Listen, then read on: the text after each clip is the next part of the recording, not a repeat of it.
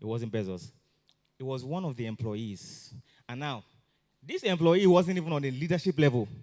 It was just one engineer on the team that thought about it. If you look at it carefully, you understand that this guy has not just a technical knowledge, but he understands the e-commerce ecosystem.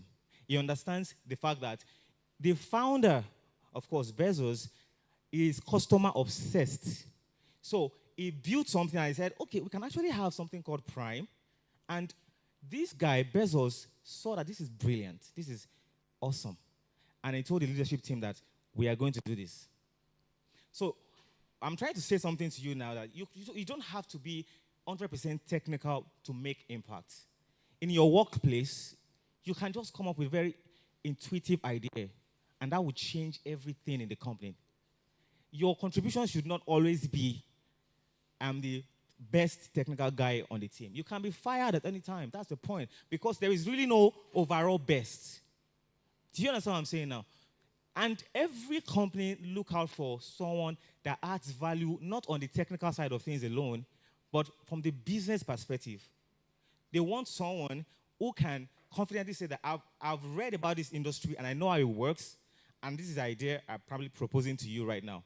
So you are coming from a business mindset, and you are also doing the technical side. This engineer I'm talking about, people don't really know the guy. I mean, he's not very popular on social media. If you go online, you might not really see his picture anyways.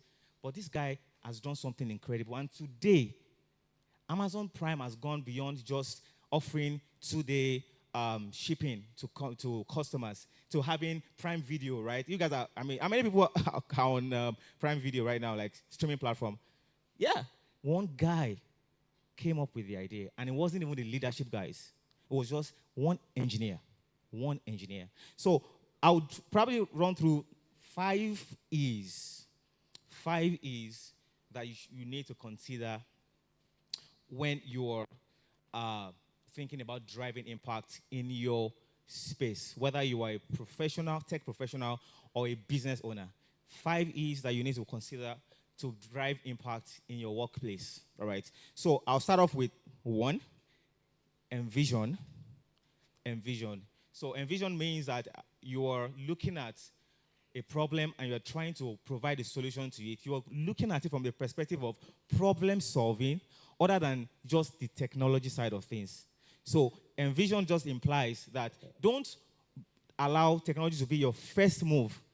Your first move is look at the problem carefully, create a mental picture of a solution, and use that and then run with that. Do you understand now? That's envision. You have to look at it from the problem and solution side. Don't ever think technology is your solution. It is just a tool for you, which means that I can actually see a problem and then have like 1,001 ways of achieving or fixing that problem. Do you understand what I'm saying now? So now, by the time you look at everything, you now say, okay, I have a solution. How best can I deliver this solution to my audience? All right? And then you now start thinking, okay, well, let me think of technology. Oh, AI will help me. Oh, no, I don't need AI for this, because AI is not everything anyways. All right, I will need to create maybe a product roadmap or product prototype for this. That's where you start thinking of technology, because you have a solution already. I'll say one more thing before I move on to the next point, next E. It's funny that people just want to, they want to like just pick up on anything that is in trend and just jump on it. And you keep moving every time. You will see one guy, if you look at the resume, you are wondering, today you have done this one. Well, that because it's the future. This one is data science. Another day, after like 3 months, someone told you that, are you aware that, product design is the next thing? I say, oh, yeah. And you see some people, you do content writing, I've done, you just keep moving on. There is no direction. And I also tell people that you will never have to. People say, well, go for the money if you are going for a career. I'm not saying that you should not go for the money, but there has to be some sort of direction. There has to be some sort of purpose to what you're doing. Like, you cannot just go into a career path and you don't have any purpose for it. There has to be a reason why you're doing it. You have to enjoy it. People say, you don't have to enjoy it, just work. See, it gets to a point that you'll be tired. You'll be frustrated. So, as I said before, envision is what? Your ability to be able to think about the solution and see beyond, and then be able to like provide a solution to a problem. Do you understand what I'm saying? That's envision. All right. So the next point is explore. So I'm saying explore in the sense that if um, you are working with a fintech, for example, your first, I mean, you've done your old stuff in terms of research, in terms of technology and all of that. Try as much as possible to explore the domain. Know what is going on, know what is in trends in that domain, and then find a way to see how you can contribute to it, whether you want to go into business or you want to build a career. There are two different things now. You don't have to, everybody cannot be a founder. That's the reality, right? Sometimes you have to align with someone who already has a vision, so which is understandable. But what I'm saying is that understand your domain as much as possible. Don't just think that everything you need to go and learn is documentation for technical guys or Figma for design or what else? I mean, think about anything. That shouldn't be everything about you. Understand the domain, which is why I said explore. Be curious to find out what exactly is going on in this industry. What's the future? What's the prediction like? In the next 5 years, will fintech really be the big thing? In the next 5 years, is AI or health? What's going to look like for health, sector? You have to be very curious about that, all right? So the next thing I would like to talk about is experiment. I know that people are very comfortable with having one solution to one problem. It doesn't really, I don't feel that is the most efficient way to make any impact. That's the reality. Because you would think that one solution that you have at the moment is enough to get something done for you. So you will have to look at it and say, can I try several other options? Then make a decision and say, X, Y, and Z. Which one is the most efficient in this age? Do you understand what I'm saying now? Do you get it? So don't stick with just one solution, right, in your industry. As you're probably working on a project, somebody's giving you a task. You're not just looking at one solution, and they're asking you, is that your best? I've seen managers like that. They will say, are you sure this is your best? And I've seen some managers that will tell you that I need 3 options or I need 4 options because they want you to think. They want you to think. I mean, for technical guys, you will hear things like, what's your best scenario? What's your worst scenario? And all of those cases. Why? Because one solution is never enough to fix anything. You have to come up with different ways of achieving it. And then you can make a decision on what you want to use. All right? So the next point is to execute. People are always afraid to execute, like just take a step. It's very hard. They say, I don't know what's going to happen. What if I fail? I mean, you never know what you can do when you haven't tried. You have to try first. And even if you fail, you will learn from the failure and then you move on again. All right? So you have to get to a point whereby you are very curious and then you keep trying options, not settling for just one thing. Even if it's going to fail, it's not a problem. You will have to learn from that failure. As I said before, execution is very key if you are going to make any impact. Imagine that Bezos did not adopt that idea and say, well, we'll look at it maybe in the next 1 year or something. What do you think will become of Amazon Prime today? But he saw the idea and he said, this is incredible, let's execute. He didn't even mind whether it was going to make any sense or it was going to fail. Because we know quite all right that Bezos is more of a customer-centric person. So anything around customer is always adopting, building around customer, back to back. And that's why Amazon is like a very big company today. Because of the fact that he's obsessed with customers. So if you look at it carefully, he will always try new stuff. So as I said before, as a professional or as a business owner, you have to do what?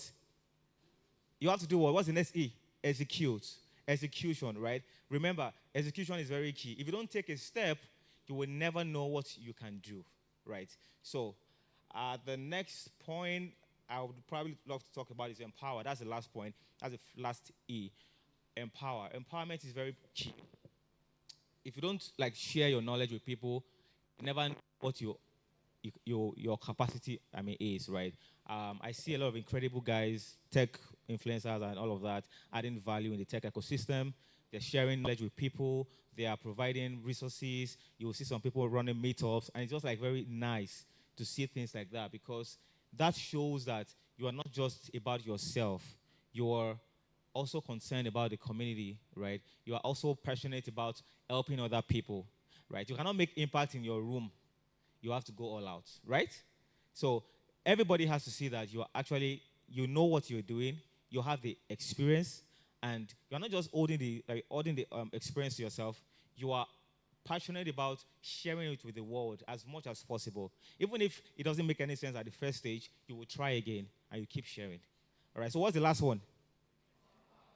Empowerment. There is no way you cannot run away from that. You should be able to empower people. And when I say empowerment, it doesn't necessarily mean that you should go ahead and what do you call it? You should go ahead and start a company, right? You could just be an influencer or a tech professional. Like, people know you for your thought leadership. They know that when they come to you, you can provide solutions, you can help them with ideas, and you can take them out of that zone, that comfort zone that they are at the moment. So empowerment is very key, and please let's pay close attention to that. So I'll be wrapping up with this point, which is very key.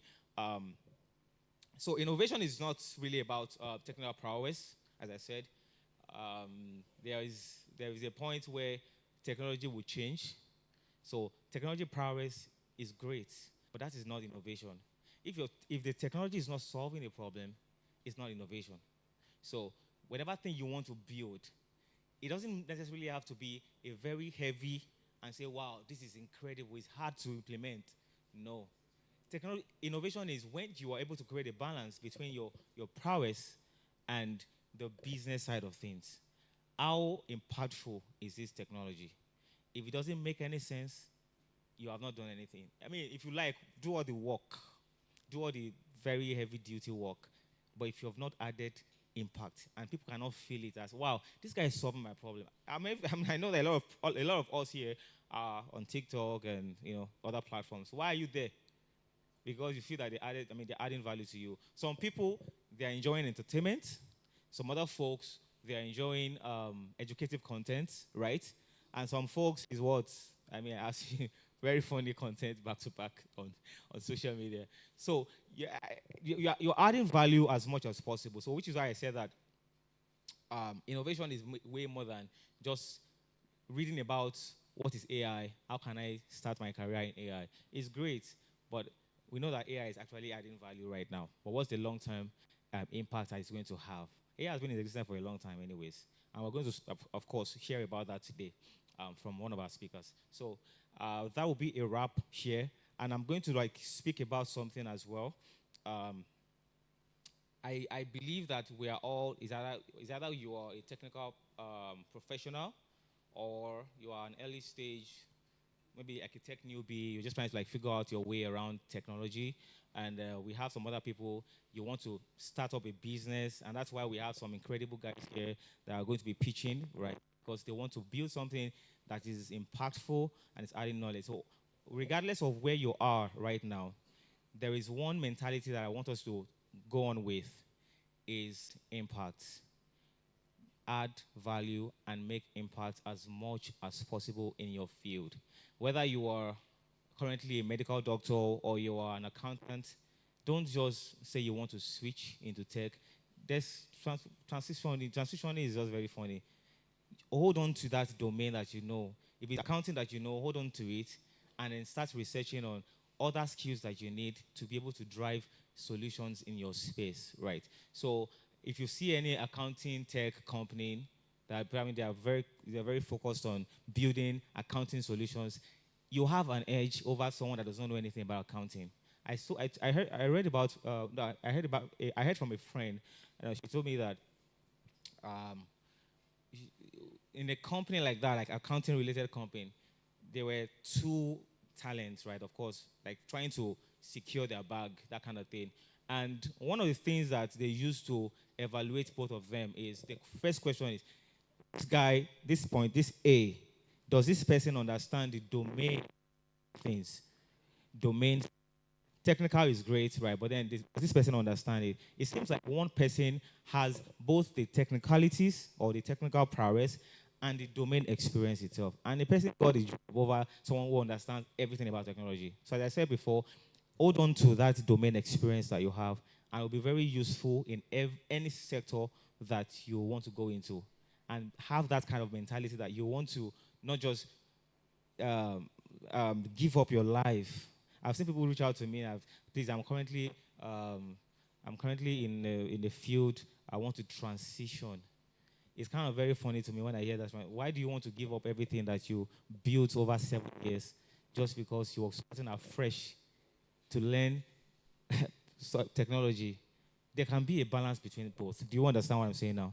There can be a balance. So create a balance and just let go everything that you have. Thank you very much, guys.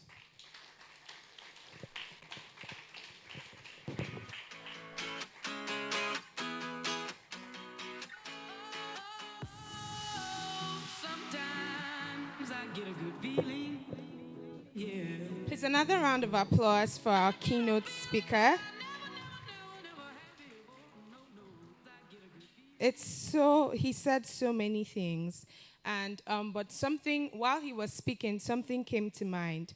Tara Fela Durotoye, I don't know if you know her, but she once said that what we need is a nation of great people who live to positively impact others and build enduring legacies. And I couldn't agree more. In fact, when I was talking to Timidayo about this event earlier in the week, I could feel his passion. I could feel that he's very, very interested in impact. And that's essentially what we need as a nation, Nigeria, to just have people that are not just concerned about themselves, but are also concerned about replicating that impact to their community. So please, another round of applause for Timidayo Adefioye. All right, so this is that point of the event where I ask you to tear a sheet of paper. Nobody, you found out for a while, okay. I'm just joking, but I want us to quickly just do a recap. He said so many profound things, and I don't want you to just leave and have that information fly over your head. He mentioned something, and I want to make sure that we were paying attention. He mentioned 5 E's. Were we paying attention when he said 5 E's? All right, the first E is what? Okay, envision. That means you need to envision a solution to a real problem. The second E is what? Explore. Yes, so explore the pain points and different options available that can help you address those challenges that you have found. The third E? Yes, test your ideas. Awesome. So the fourth E is what? Execute. Execution is key if you want to make real impact. And the fifth E is what? Empower. Add value, provide resources, and ensure that you are not just acquiring information, but you are dispensing that knowledge as well. And that's why we are here at SwitchCon 2023, because we are here to be empowered, we're here to be educated, and we're here to learn how we can innovate for impact. So speaking of empowerment, we're moving ahead to a very empowering and enlightening session, the very first panel session of today. Please, a round of applause for that. Like I said at the beginning of today's event, that we have a fantastic, a rich and robust agenda for you. And that's what the panel session is going to be about. The panel session is titled Innovation and Adaptability, Thriving in a Rapidly Changing Tech Environment. Innovation and adaptability, thriving in a rapidly changing tech environment. And I'm going to be inviting the very fantastic panel moderator for this particular conversation. I'll just give you an idea of who she is. I like to call her CI Magic. She is a finance professional and a public speaking coach, and you will know when you hear her hold the mic. She speaks like, melted butter on a hot Sunday. You know how your butter melts on the pan when you're about to fry pancakes? That's how her voice sounds. Trust me, I know what I'm talking about. She's passionate about building businesses and people. She currently handles investor relations at Analytics Intelligence, a tech startup where she works. Before this, she worked with African Venture Capital Team at IFC, supporting businesses through investment and partnerships. Her work as a public speaking coach sees that she works with young professionals and entrepreneurs to improve their confidence and take up opportunities. She is the convener of the Strategic Women Group, a group of young women passionate about personal growth and making societal impact. She was recently mentioned as the top 50 rising stars on the continent by She Leads Africa. Ladies and gentlemen, distinguished guests, please let's give a resounding applause to the delectable, the amazing, the stunning, the intelligent, the spectacular Chide Isaac. Thank you so much. Can we give a round of applause to Debbie, the media girl? Thank you so much. I am super excited to be here today. It's been an amazing morning, yes? It's been an amazing morning, yes? Amazing. I've been in there listening to everything that has gone on in this hall, and I can tell you it's still action-packed all the way till the end. And now we're going into the amazing panel session. Like Debbie has said, it's innovation and adaptability. Very important session. I want you to have your ears open. I want you to have your pens ready. And I want you to be ready to take all the notes you can take and also be ready to ask questions. Because we've done our very best to get the best of the best to be on the panel today. So I want you to be prepared to ask questions. All the questions that have been burning in your hearts, bring them here. Our panelists are available and able to answer your questions. Are you ready? Are you ready to find out who your panelists are? Like I said, we have the best of the best for you, and I'll introduce them now, starting with the first person, Alison Eyo.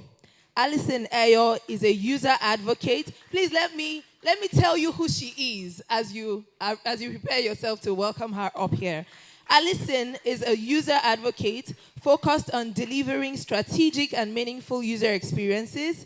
She lives to make stuff, solve problems, ship fast, and impact billions of lives. While being fascinated with all aspects of user experience design, she specializes in ideation, storytelling, and visual design. She's obsessed with diving into why and how people use things, furthering those experiences to make them memorable. Please, once again, give a resounding round of applause to Alison Eyo. Thank you very much. Our next panelist is Samuel Odudimu. Samuel is a software engineer with a passion for solving complex problems and delivering innovative solutions. He has 9 years of experience in developing ERP solutions for large enterprises and SMEs, as well as custom solutions for top telecommunications, agricultural, and gaming companies in Africa. He has worked with various technologies and fundamental frameworks in the software industry. He is always eager to learn new ones and currently working with the Windows Core Experience team at Microsoft, where he contributes to the design and development of the Windows operation systems and its features. In his spare time, he enjoys traveling to different places, listening and making music of various genres, and experimenting with new technologies and ideas. So you see, this is a well-rounded panelist. Please give a round of applause for Samuel. You're welcome. Thank you so much for joining us today. Finally, on this panel, we have an amazing, amazing woman. I'm looking at her and I'm just excited at not just her beauty, but her wisdom and smartness. Please join me as I welcome Ijeoma Amagola. Ijeoma is the founder and creative director at EJ Works Media. It's a multimedia company that tells visual stories. In her hands, a camera is more than just a tool for capturing photos. She uses it to tell visually appealing stories that inspire confidence, celebrate beauty and love, as well as create timeless works of art. Her adventure as a photographer initially started as a hobby in 2016 at the University of Lagos, where she trained to be a human resource personnel. In 2020, she quit her human resource career, shut down her logistics and clothing business, and went all in on media. She took an enormous risk, and 2 years later, having worked with over 50 brands across multiple industries, and countless people, it is safe to say her hard work is paying off. Ijoma won the Eloy Photographer of the Year award in 2022 and has been nominated as one of the Photographers of the Year under 25 photography awards in previous years. She lives by a mantra: the only limit to what you can do is the one you place on yourself. And it shows in her work. She is also driven by her love for God and for people, as well as her intense desire to always improve her skill. Her biggest superpowers are her ability to genuinely care, communicate effectively, and maintain lasting relationships with her clients. Ijoma's work has been featured by notable brands like Pepsi, Google, Lagos Business School, Social Media Week, TechPoint, TechCrunch, and other notable platforms. Please give a warm round of applause to Ijoma Amagola. Thank you so much for joining us today. It is such an enormous privilege to have this arrangement of great professionals and the best of the best, like I said earlier on. Please, once again, give them a round of applause as we begin to dive into the questions I have for them. I'm sure you're ready.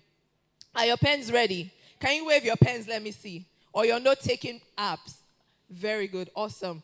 Once again, good morning. Thank you for today. Please, can we have the microphones? I know you've been sitting here and listening. I know at least two of you were in the hall while Temidayo was speaking. And it's very interesting to see the array of people in the hall. These are young people ready to learn. Most of them at the beginning of their journey in the tech space. Your combined experience in the different fields you work in is very key to seeing that these people would have the right footing as they're entering into this space, in branding, in positioning themselves well, innovation and adaptability.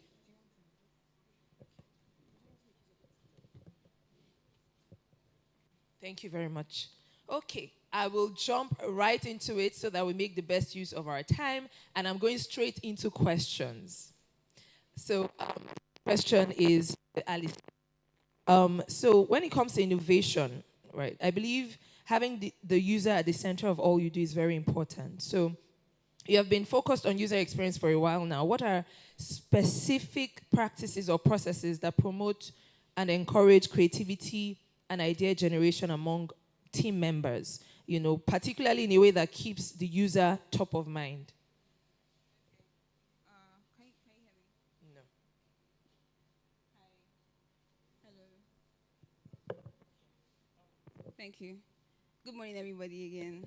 My name is Alison, and when I heard the question, it's a very touchy topic for me because apart from the user experience side, we are all human beings. And in teams, we are different people. And most times, our decisions have to be validated by people who employ us.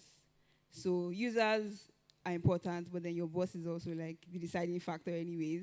So it's very important. And this might be out of your control, especially as a junior designer, but it's very important that you work for a company that actually values user needs, the company that understands that user needs are just as important as business needs and finds the middle. So, yes, team members bringing up ideas for innovation and still prioritizing user experience. I think the key thing here, just in case they are like employers or team leads in the audience, would be to develop an environment where your employees can talk to you, where it's not just said that, oh, your opinion is allowed, it is valued. So I want create an environment where your designers, your interns can come and be like, yeah, if I say what is in my mind, and I say how I feel, or I say what I think about a certain direction we are going with designs, it will be, what's the word? English. It will be considered, exactly. We will talk about it than an environment where you say what you think and then your boss just shuts it down. Because what happens over time is people are now reluctant to think for you. Typical example, I used to work at an agency where the owners were really client-centric. So the client wants a particular thing. And the way it works with these agencies is that they don't really do a lot of user testing or user interviews or anything. They just have an idea they want to build. And then this is me telling my boss that, oh, this is a better way to approach this thing. But he's like, oh, this is what the client wants. I get that, but you put me on this thing for a reason. You should trust that I know what I'm talking about. So over time, it was just oh, this is what client wants, this is what client wants. So at some point, I'm like, might as well not say what I think, because at the end of the day, it's just what the client wants that will fly. So you need to create an environment, and that's something that MoneyPoint currently has, where we are multiple designers, different people from different backgrounds. We have different ways of thinking, different styles of designing. But when you bring an idea for innovation, or you bring an idea that can help to improve on a particular product or feature, it will be considered. Multiple times, we tailor it and then build on it. So then we now help you to think better about that idea that you brought in. So that's the foundation for any team building. Because if you don't have that, it doesn't matter how smart your team members are, you can't get the most value from them, because they don't feel free enough, or they don't feel valued enough to share their honest opinions and even go extra mile to actually read up more for your product and for your company, because at the end of the day, it's what Oga says that we'll do. So that's the most important thing. That once that is done, the next thing will be to organize brainstorming sessions where you can now bring everybody together and, okay, now that we have an environment where you can be yourself and you can give us your honest ideas and you can propose solutions, let's have everybody together and let's talk about it. Now, all these things I'm saying, I've been on the other side where my ideas were shunned. So now that I'm in a company where my ideas are valued, it seems like gold for me, because some people feel like, oh, it's just that's a normal thing. But I've been on the other side. I've seen my ideas being shown down multiple times, even when they were great ideas. Funny thing is, there was this one product I worked on where I proposed something, and the client said no. That was 3 years ago. They are doing it today. And I'm like, I said this thing, but he thought that my mouth was smelling, so he ignored me. But basically, bringing everybody together in some...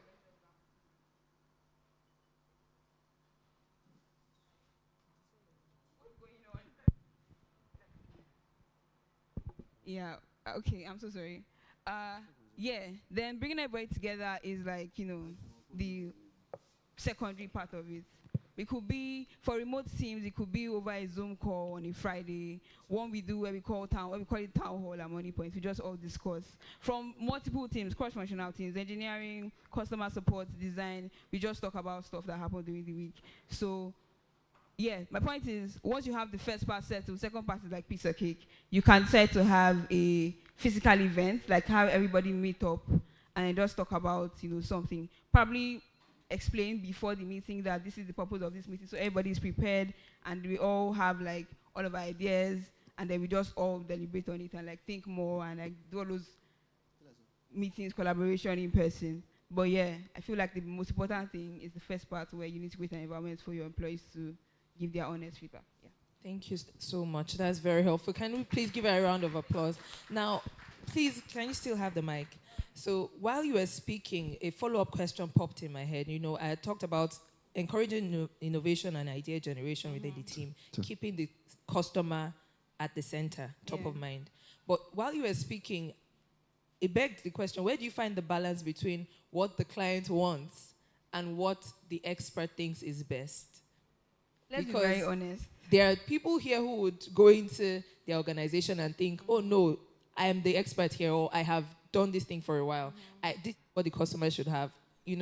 Going in with that mindset of, okay, there's a balance, it's easier to interact with the boss who says, no, this is what the customer wants. So, as a designer, there's only so much you can actually do, let's be honest. But I think the best way to approach it is do your homework. Let me give you two scenarios. A designer goes to the CEO or maybe the product lead and shares that, oh, I think I don't want to use a very particular example, or let's go with option A. I just think we should go with option A. And then another designer goes to that same boss and says, I have done my research, I have done competitive analysis with A, B, C products that are competition.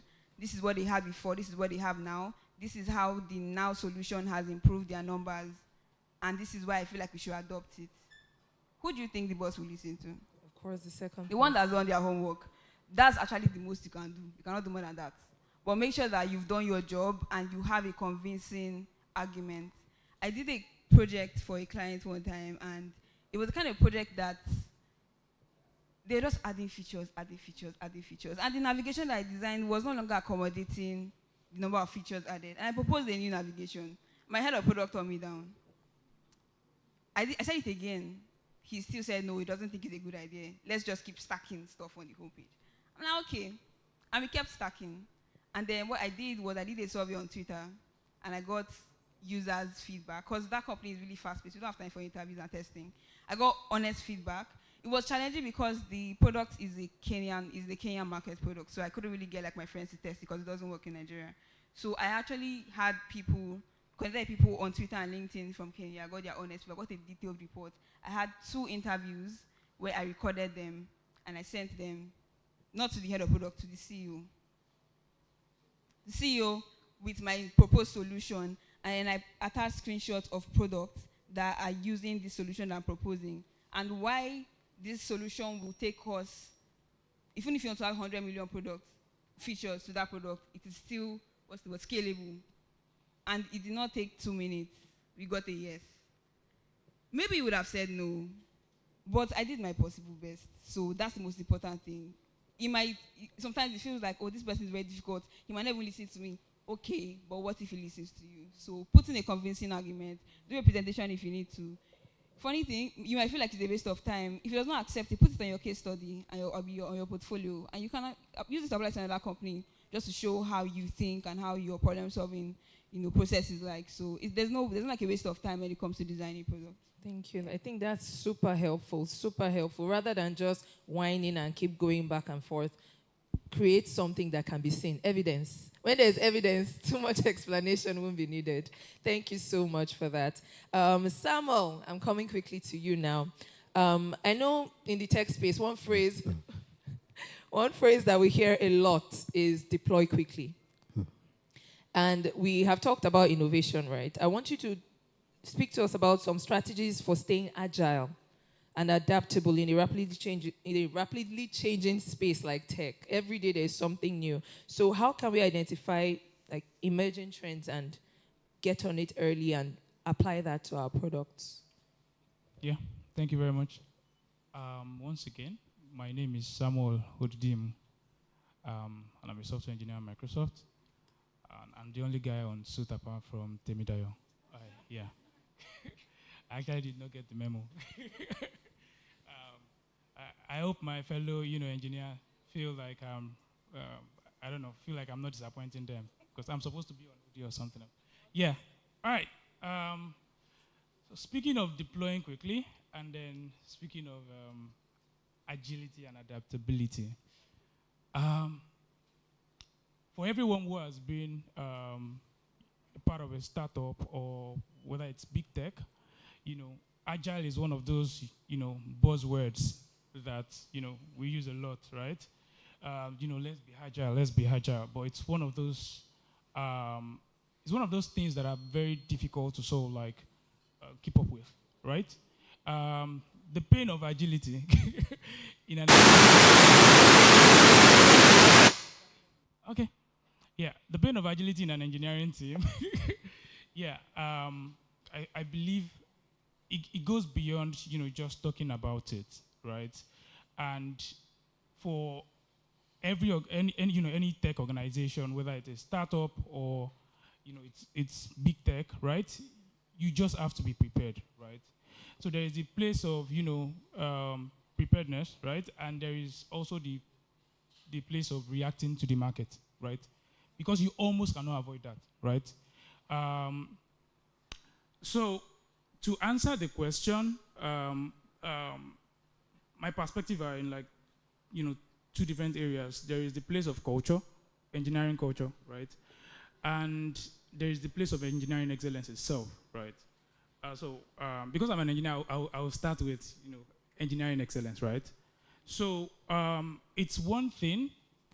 So one common thing I've seen with like startup is, when you're just starting up, you just need to like, build as fast as possible and then, break into the market, right? That's like the common thing, right?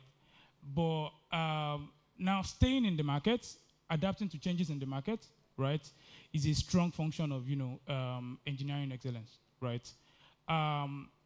There are certain things that needs to be in place, right? And that's like from the technical side of things, you have to make change, like making changes in any product to be not as costly as possible, right? So that's where the place of concept like engineering design patterns, right? That's where they come in, right? Because it's very easy for anyone to say, let's just add this, let's just add that, right? But I used to have this saying that, in tech, every feature, right, is a potential bug as well, right? Right? If you have a system that is working as is, right, with no changes in it, right, that might just be like a stable system, but that doesn't work for a rapidly changing world. You would always need to like make changes. So the question is, how is the team preparing, right, to build the product in such a way that changes are not costly, right? I don't. I know that the conversation in Africa, I'm very glad that these are constantly changing things, and I'm talking about concepts like system designs, right? We really do not take them serious, but I'm glad that that has been changing because of the rapidly changing world that we are in right now, right? So that's from an engineering excellence point of view, right? Every team needs to, it's not just enough to just keep, adding feature or just keep adding code, right? Do you have, the right tech stack that would allow you to make, rapid changes, right? And deploy quickly, right? Do you have that? Do you have, I would say, I don't want to say seniors, right? It's important to have like seniors in place that would think very much about the architecture of whatever system that is being built, because I feel like if you take out engineering excellence from any product, right, it's just going to be difficult to make safe changes. Let me put it that way. And until we can make like very safe changes, only then can we adequately be reactive or even be proactive in the tech space to whatever changes that are in the market. So then I'll return back to culture. Culture is very important because we need to continuously innovate. Like I said, there's a reactive approach to innovating, and there's of course a proactive approach, right? What I've seen both from I've been on both ends, from the startup phase and then big tech as well, is I've realized that most products that, don't let me say most, but from what I've observed, a number of products that get released, right, are not products that get developed in a very, very small amount of time. Most of the time, these are products that emerge from internal, I want to call them internal acts, right? Internal hackathon. So if you are a startup and then and the concept of hacking, right? And by hacking I mean leaving that space there for people to ideate and develop whatever it is on their own, in their own pace, right?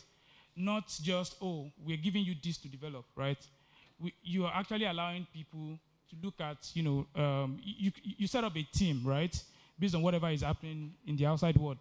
And then you allow people to just, bring their ideas to the table, both program managers, designers, and then engineers, allow everyone to actually like develop stuff, right? And most of the time, this mean some of the things that get built might not necessarily, be a perfect like market fit, right? For the current time, but you'd realize that by the time the market needs that, the company does not necessarily need to start running, helter skelter, trying to like, develop and do all of that. Most of the time, it's easy to build on, existing, internal products. That's what I'm going to call them, right? So, and that's like a cultural thing, right? You have to imbibe every organization needs to like imbibe continuous innovation, right? For us to be able to adapt to this continuously, changing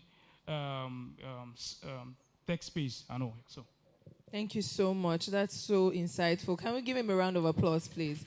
Did you see how, keeping your team open-minded and keeping an open door to idea generation translates into, being able to adapt in this rapidly changing space? Because he said two things that will keep you adapting in this space is engineering excellence and culture. And that culture is culture of allowing people innovate, allowing people bring their ideas on board, and of course, engineering excellence to ensure that the team is ready and able, because the scenario is changing every day. You can't stop it from changing. What you can do is be prepared, right? Like a mentor of mine said, if it's raining, let it rain.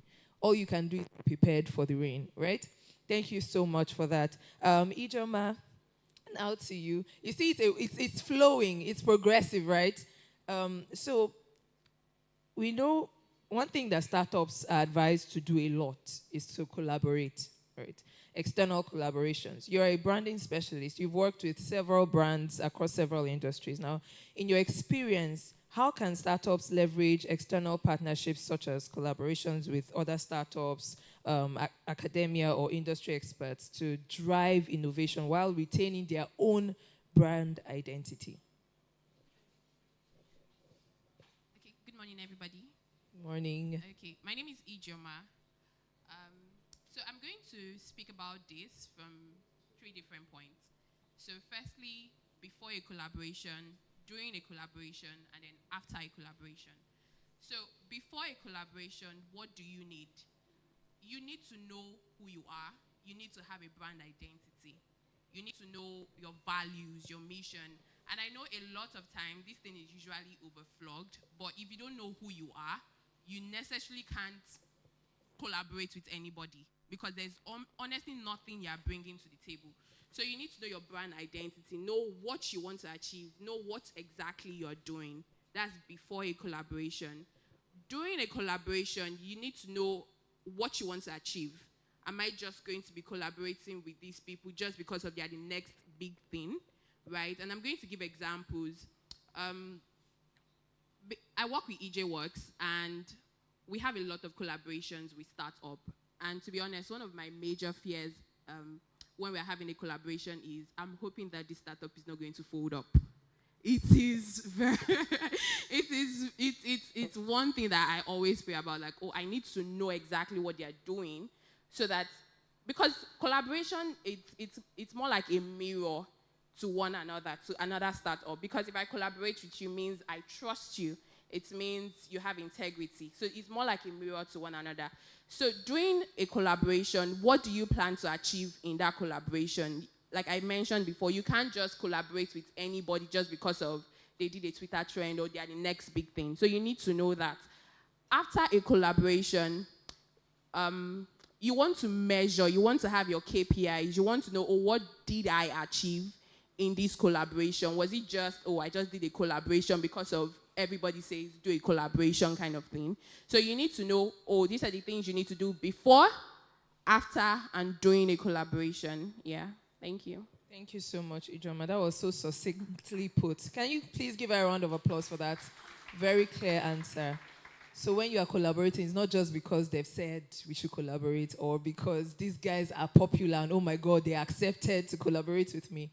You must have that alignment, mirror one another. Coming back to you again, Samuel. So what emerging technologies or trends would you see as having the most significant impact on startups in the tech space today, from what you've seen in your career so far? Well, that seems like a tough one. That's why I gave it to you. So I'm just going to speak to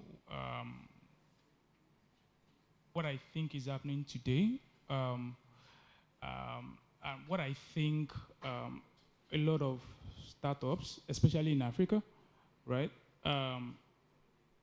should start looking into if we are not already doing that, right? So yes,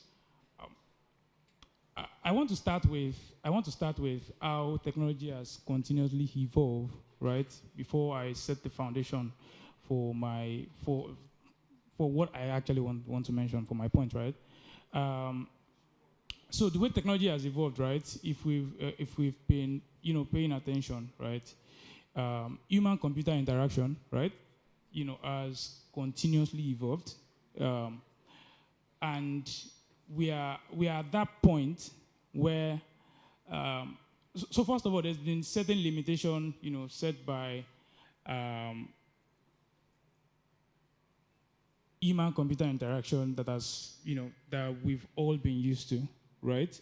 And if you look at some of those limitations, there are certain people that can use certain technologies, right? For example, it does not matter how beautiful one banking app, say for a start, is. Um, She's someone in like my mom's generation, might probably not, it's not built for them, right? So, but if we look at the way, with the present breaking, um, um, I want to talk about generative AI basically, right? With what is happening in the generative AI space, I feel like there is now an opportunity for us to have more inclusive, right? More inclusive human-computer interaction, right? For example, um, any one of us, I can say, for example, now, any one of us can go straight to Google to search for anything, right? And would, get a response, right? Um, but the reality is, for the not so literate, right, in this part of the world, they are not necessarily a strong, part of that digital footprint. They can't really do some of these things, right? But if you look at what what has been going on in the generative AI space, right, and this is my opinion, right, now more than ever, right, you can use your generative AI at like it is, like it's a superb, search engine. Let me put it that way, right? So, which means I can, with what either a chat GPT can do or whether it's a Bing chat can do right now, you can have more concise, more concise responses, which makes it easy to build upon very old technologies. For example, I did something recently, myself and my team, recently in Microsoft, we had this, like, I spoke about internal hacks and all, right? And then so we thought about inclusion basically in the tech space, and then how could we, make the not so literate, how could we bring them on board, right? What are the human-computer interfaces that they use to interact with digital devices? Now, for a start, you realize that most of those people don't use smart devices, like they use like feature phones and all that. So the question is, what can you do? How can you leverage AI such that feature phones are very much, becomes heavily useful to, creating like a digital footprint, right? And what I've realized is we did this very quick experiment where someone can actually, send some message to like a shortcode, just the same way you use your browser to like search for something, right? Someone can just send a message to a shortcode like how to do whatsoever, right? With text messages, right? And then over the GSM network, you can get like a concise response, right? That is doable today. We had, cases of even creating, using voice calls, right? We're talking about ubiquitous, technologies out there already, like that's that is very much suitable for the kind of environment that we live in, like Africa, where you have, when we did like a survey, we have about 90 million plus people, right, in this part of the world that are not even like, that are not playing like a strong role in the digital space, right? Because of, internet is like the barrier you get, right? So we try to see if we can bring some of these people on board. And I feel like the best way to build technologies like this, right? Is, by marrying together what generative AIs can do for you, because you can have more inclusive, you can have more inclusive use cases. Someone who knows how to talk in Yoruba also can now, interact with like an AI that returns a response to them back in Yoruba. Someone who, you know, uh, irrespective of whatever device they have, it's no longer a barrier. So I feel like generative AI, together with some of the old technologies that we have, I mean, if startups will be willing to like look into that space, I feel like there's a whole lot of like untapped opportunities in that space. Yeah. Thank you so much. And I find it very interesting how it looks like things are getting more sophisticated, but at the same time, easier to use, Yeah. more simplified, so to speak. So, yes, generative AI is definitely something that every startup, not just because it's a buzz now, but because it's actually very useful. Yeah, especially from an inclusive, technology point of view. Perspective. Yes. Thank you so much for that, Samuel. Alison, so this question is, you kind of answered it already in the follow-up question I asked you earlier, but I want you to give us like other examples. So the question is, how can we establish feedback loops and iterative processes to refine products, services, and strategies based on the real-world feedback from users? And you earlier gave an example of how you were trying to get to convince your boss to go in a particular route with a product, and you went out of your way to reach out to users, their feedback. So how can we create like a process that works on its own to get this type of feedback loops and from the consumers? So I feel like it depends on the product. Okay. For B2C product, it's pretty easy. Okay. But users are like everywhere. For B2B, you might need a more, especially with a, like if it's SaaS for B2B, you might need to, I mean business to business, you might need to have a more selective testing where you invite the people from, the businesses that use your product to come in and all of that. But do we have designers here? We don't have designers here. Okay. We have a couple of them. Now, we all know the user testing, do interviews, metrics, conversions, those are buzzwords. Let's be realistic. I want to use a very recent example of this feedback iterative loop thingy. How many of us use Chowdeck? How many of us are active on Twitter? Did you see the tweet they made 2 days ago or 3 days ago, where they asked for what feature would you like us to add to Chowdeck? That's the very typical use case for a very realistic.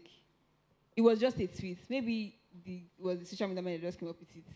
And then you could see people actually suggesting features and somebody else startup idea to improve an existing stuff. So Chowdeck has been in the market for a while.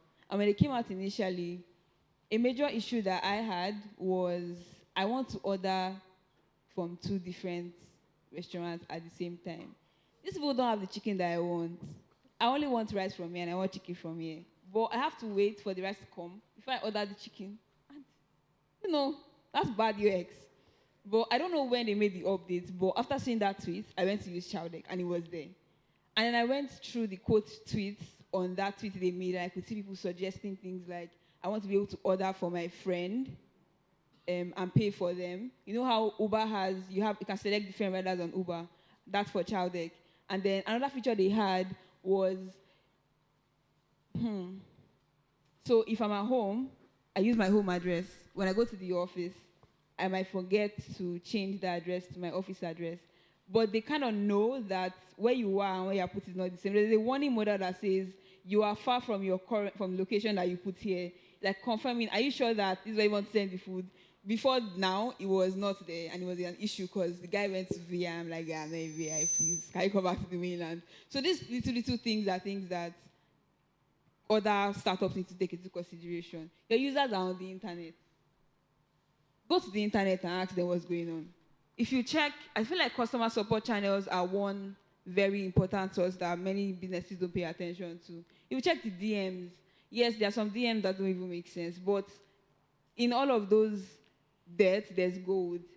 Talk to your users in the DMs, interact with them, go to the review section of your Play Store and your App Store and see what people are saying about you. Go to social media and just put your company name and search and see what people are saying about you. If you need to test a particular feature that maybe is in beta or you haven't launched yet, have a closed selection of your potential, your probably existing users, come in and test it. But the summary is that you need to talk to the user. There are many startups that sit down in the office and are deciding what feature or what updates to make to people that are using the product outside. And the most ridiculous one is fintech startups that trying to bank the unbanked. The unbanked are in the market, local market. You are staying in your shop, right, to decide what features you want to use to bank the unbanked. Let's talk to the actual people using it.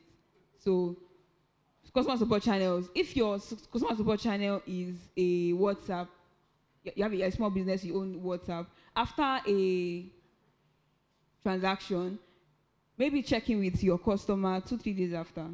Oh, how did you see this from the booking of your, from the purchase to delivery and to you using our whatever it is we sold to you? How do you feel about it? And then some other startups have like forms. That's actually a very good one, but don't make the form too long because they're exhausting. I've bought your product, you're stressing me. I want to tell you how I feel about it, but don't give me a 10-question form to fill. Just ask me direct questions and all of that. But I think I've answered that question. I think you have. Thank you so much. That was very insightful. It's easier than you think, getting feedback from your customers. Use all the channels available and make it as easy and simple as possible. We are all users here. Whether you have a product or not, you use different apps. You don't want to be bogged down with long forms because you bought something with your money. I know my problem. Please don't stress me. Going to the final question before we take questions from you guys. Ijoma, this one is for you. Now, you've talked to us about our business brand, right? Collaborating with other businesses as a business. Now, we want to know, can you tell us for a tech professional, for someone who is working in an organization as a professional, how can they spice up their personal brand in order to, attract recruiters? Because it goes beyond just having a LinkedIn page and doing a nice headshot and putting it there. What things can a professional do to spice up their personal brand? Okay, first of all, please get a beautiful headshot. It's important. Thank you. The professional has spoken.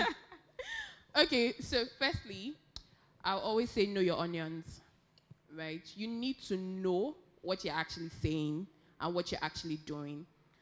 And there's a place of growth where you're always learning. So knowing your onions, so you're not just going to put out what you don't know. You need to be sure of what you know, right? Are you a designer? Are you a technical writer? You need to know your onions. Another thing that I would advise is you also need to upskill, right? How the world is changing, a lot of things are evolving quickly than our imaginations have. So you need to always upskill. You need to always be, you need to always know what is happening, the emerging technology. You need to know these things. You don't want to wake up 2 years after and you are nobody, literally. So you need to know your onions. You need to upskill. You need to know emerging technologies. Also, you need to put yourself out there. And I'm very, very big on this because I see a lot of tech people, they're always behind their laptop. Yeah, I'm going to throw shades.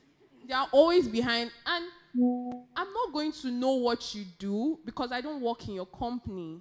I'm not going to know.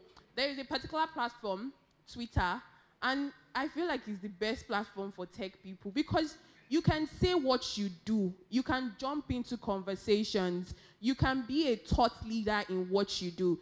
If you're a designer, I have friends that are designers, and they come on Twitter, and they do personal projects. And it might look small, but people are watching. So if you're coming to me to say, oh, I have done this, I have done that, there is some sort of progression that I can see. But because most people now say, oh, I work for a company, there's really nothing, I don't really need to have a brand identity. I don't really need to put myself out there. And it's not true. You need to put yourself out there. I always tell the people that work with me that even if you're a videographer, even if you're a cinematographer, I would appreciate you more if you do personal projects. They always say, oh, I'm giving from instances, tech people would say, oh, they don't have access to what they've done. But you can do personal projects. You can talk about what you do constantly. And I'm not saying that you should lie. Don't lie, they'll come for you. Don't lie. Put yourself out there. Talk about what you want to do. There are a lot of people that put themselves out there. And it didn't just start from day one. You can see growth. You can see progression. So I'm not telling you that, oh, if you put yourself out there today, tomorrow job will enter your DM. It's a lie. It's not going to work like that. You need to constantly talk about what you do. Okay, I'm a designer. I'm currently doing this. I'm currently learning this. I'm currently going through this process. And you figure out that you make friends in the process, and you will also get your employers to even look out for you. So you need to constantly put yourself out there as a tech person. Thank you. Thank you so much, Ijoma. What's one phrase you got from that? I didn't hear you. Say it louder.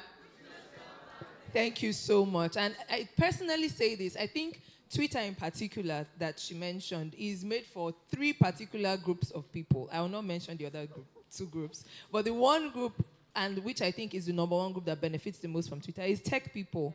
And especially because you can just scroll on their timeline and see the obvious growth over time and see how they quote-unquote blew overnight. But then it's really not overnight. So please take that advice seriously and do what? Awesome. So right now, mic is really yours. I want you to throw your hands up if you have questions. I want to know how many questions we have before I start asking, so that it's not a situation where the first person asks, then everybody will not remember, oh, it's true, I have a question. Then we'll not have 100 questions. So if you have a question, let me see your hand quickly. Okay, I see one at the back, one more here, 3, 4. We have 4 questions. Is that it? Going once? Going twice? Gone. 4 questions. Okay. Can I have this person first? Okay. Can we borrow one mic from here? Yes. Thank you.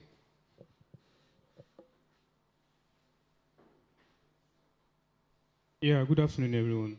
Good afternoon. My name Your is name? Glory. Yeah, my name is Gloria Lifa. Okay. So my question goes to, is it Mr. Samuel? I've forgotten his name. Yeah, sure. So my question is, you mentioned something about engineering excellence. Now, majority of startups that we have now, most of the people they have on their team is either they have probably a senior engineer on the team, then hire some interns, probably people that are just starting up in tech. Now, they are launching. Most of them feel, okay, they need to get they need to get more seniors.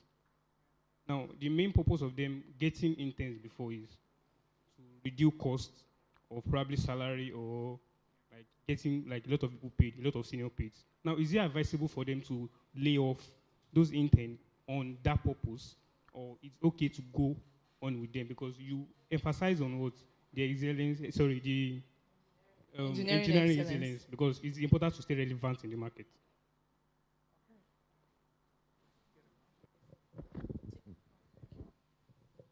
Hi, great question. So, if I understand your question, clearly, what you're asking is it important to, for the sake of engineering excellence, right? Is it important to, keep interns? Is that what you're saying, right? So, I want to. The reason why you mentioned interns is because the assumption here is that interns do not necessarily have the right technical skill, right? That's the reason why you mentioned interns, right? So, what I believe that when an organization, hires intern, right? The idea is for those interns to come in, right?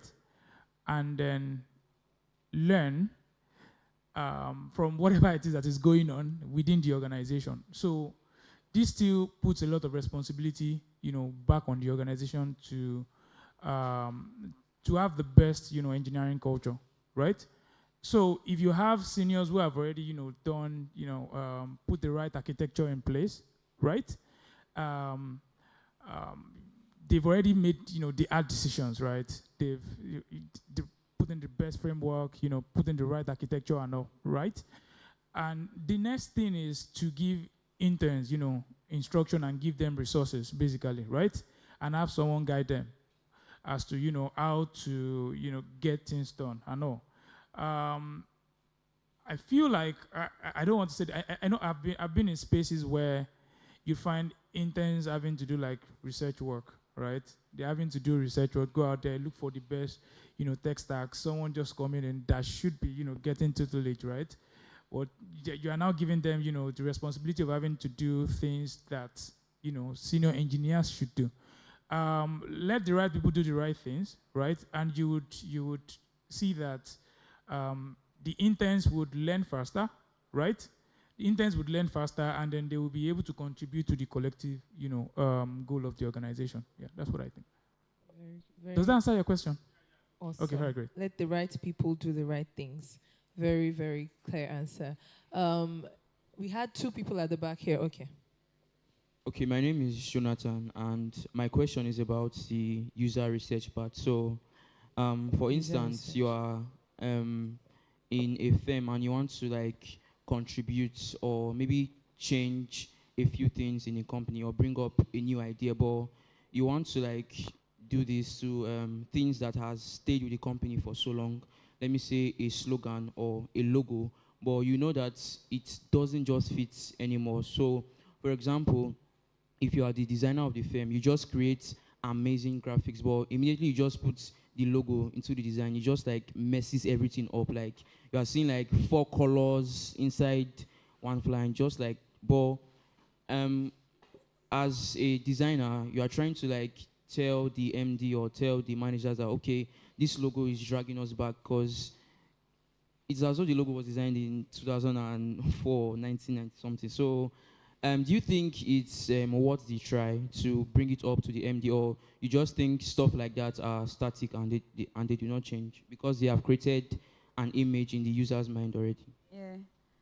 I'm laughing because it's a very relatable situation. And I feel like every designer who had this experience has been here at some point in their life. What you need to put at the back of your mind for anything you want to shoot your shot at is that the words that they will say is no.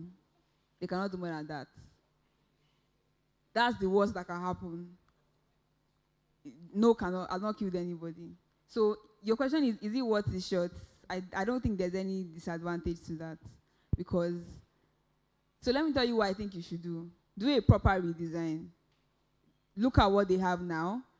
Get a lineup of their competition and see how their competition's brand identity has been designed and how people perceive their competition's brand and why this perception is not in their favor. Let me give you an example. MoneyPoint, Kuda Bank, Paystack, Flutterwave. Are you seeing a pattern?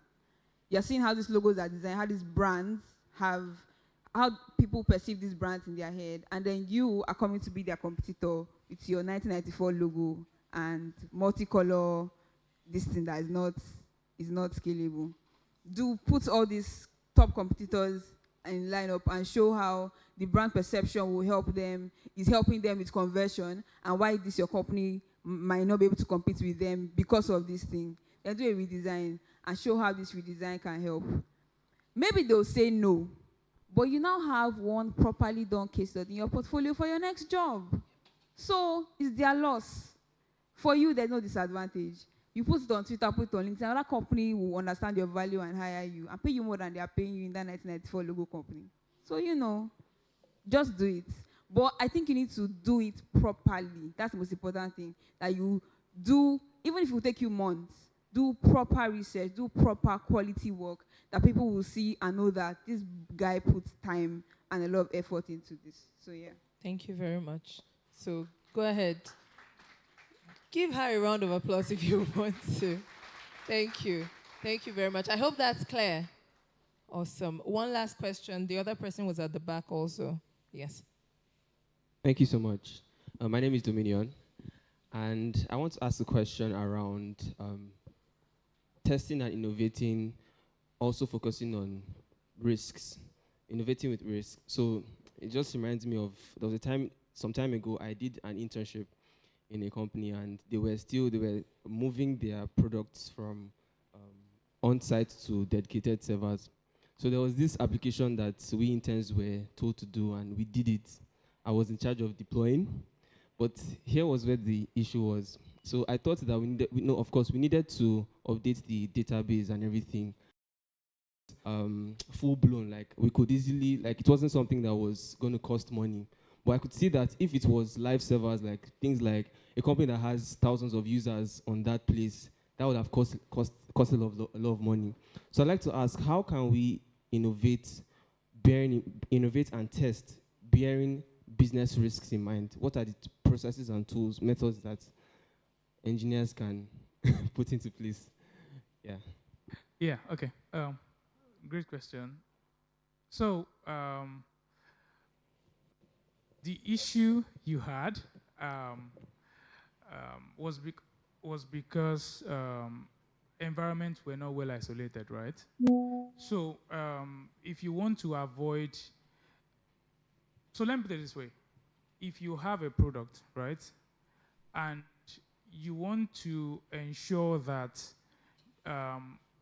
every impact, both positive and negative, whether it's like a failure on the product or it's something nice, you want to ensure that that impact is coming from the product itself, right? So the very first thing you want to do is to isolate your environment, right? There are a lot of technologies out there that does this, right? There are containers, and then the deployment strategy is what has fall short here in the example that you gave. So I think straight answer to your question is the company should just, I don't know if it is the interns that needs to do it, but I don't think it should be you interns that needs to do that.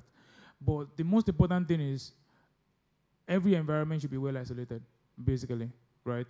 And then all research to do that should be done, basically. I don't know if that answers your question.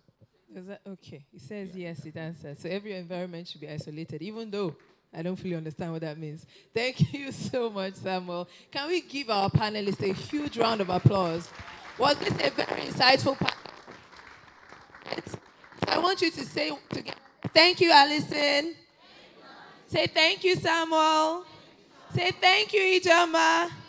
Thank you so much to our panelists. Please give a round of applause as they get off the stage together. Thank you so much. Okay, group picture. Okay, before you leave, let's take a group picture to burn this into eternity.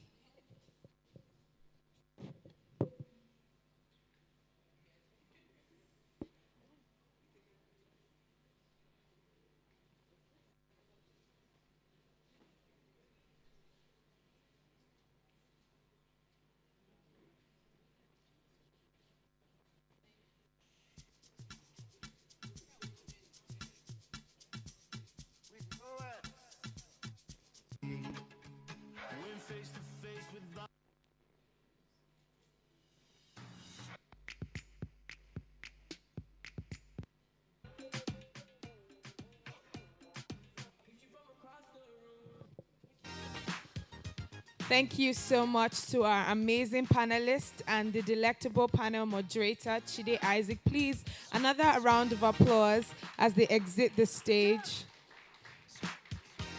Was I right or was I right when I said her voice sounded like melted butter on a hot Sunday? Was I right? Yes, I'm a woman of my word. Thank you so much. That was such an insightful panel with so many areas for discussion and so many things to ponder on. They said a lot of essential things if you want to adapt and thrive in the midst of innovation. Alison said something that is simple but profound. Said, do good work. Can we chorus that? Yes, and it's very important because it's underestimated how much good work would benefit you. And the amazing part about it is that regardless of where you work, that good work that you have done can never be taken away from you. Like that amazing, remarkable scenario that she highlighted when she spoke about the difficulty she had with her boss and how they didn't want to hear her out. And she went out of her way to carry out a survey to bring evidence so that she will not explain. She brought evidence, and that's very, I don't know if anybody took that, but I would sincerely advise that you take that up. Like, if that's your approach to solving problems, you're definitely going to make headway more than you realize. And of course, Samuel said something also very profound. He spoke about engineering culture and engineering excellence. And I think that was a common pattern today, speaking about excellence, showing up excellently, even in the technical aspect of your role. And of course, EJ said, be visible. You can share what you learn as you go, so you don't have to be an expert to share your knowledge. There's someone I follow on Instagram. I don't know if anybody knows Salem Kinging. Does anybody know Salem King on Instagram? Okay. He says something. He says, share your progress stories. Because before people became a success, they had to make progress. Overnight success does not exist, to be honest. So you don't have to be an expert to share what you know. And a great way to do that is to take advantage of this conference that you have invested time to attend and share your learnings and your experience from today's event. So you know how on social media, especially on the famous app called LinkedIn, when people attend events, you know how they post now?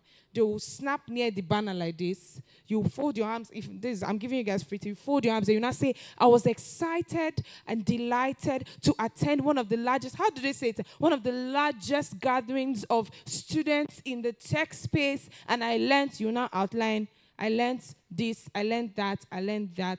Very, very simple, but that post, if you carry that habit to other events that you attend, people will start to look forward to it. People will start to say, oh, this person has value. So if you want to do that, please do that with the hashtag SwitchCon 2023. I'll repeat it, hashtag SwitchCon 2023. You can do it on LinkedIn. You can do it on X, on Elon Musk's X.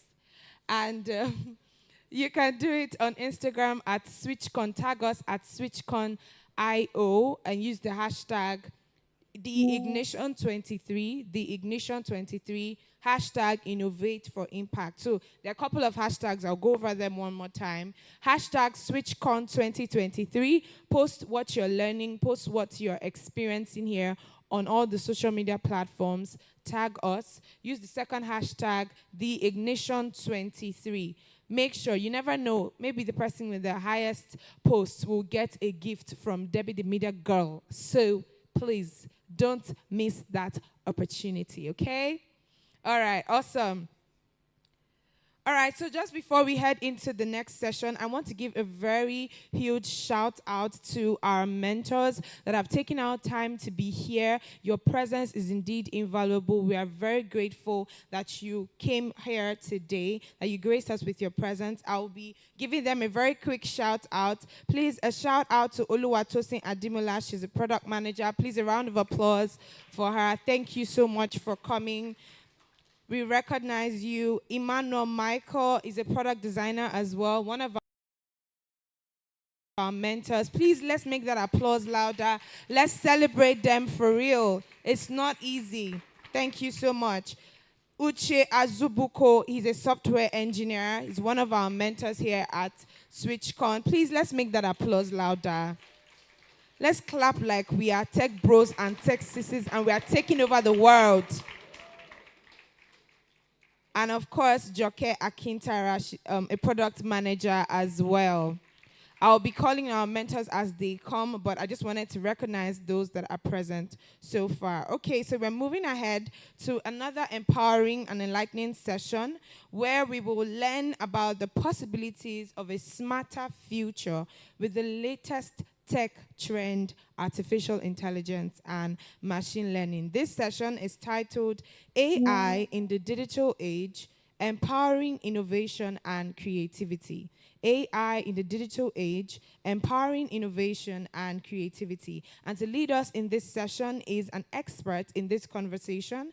He is a senior machine learning engineer at Credit Direct and a Google developer expert for machine learning with a wealth of experience in this field, like I mentioned. He's passionate about the possibilities of shaping a smarter and data-driven future with machine learning and artificial intelligence. Ladies and gentlemen, my fellow tech bros and tech sisters, please let's give a very energetic applause to our speaker, Olayinka Oluwafemi. And let's make sure we sustain that applause till he gets up on stage. Are we celebrating him or what? Thank you so much.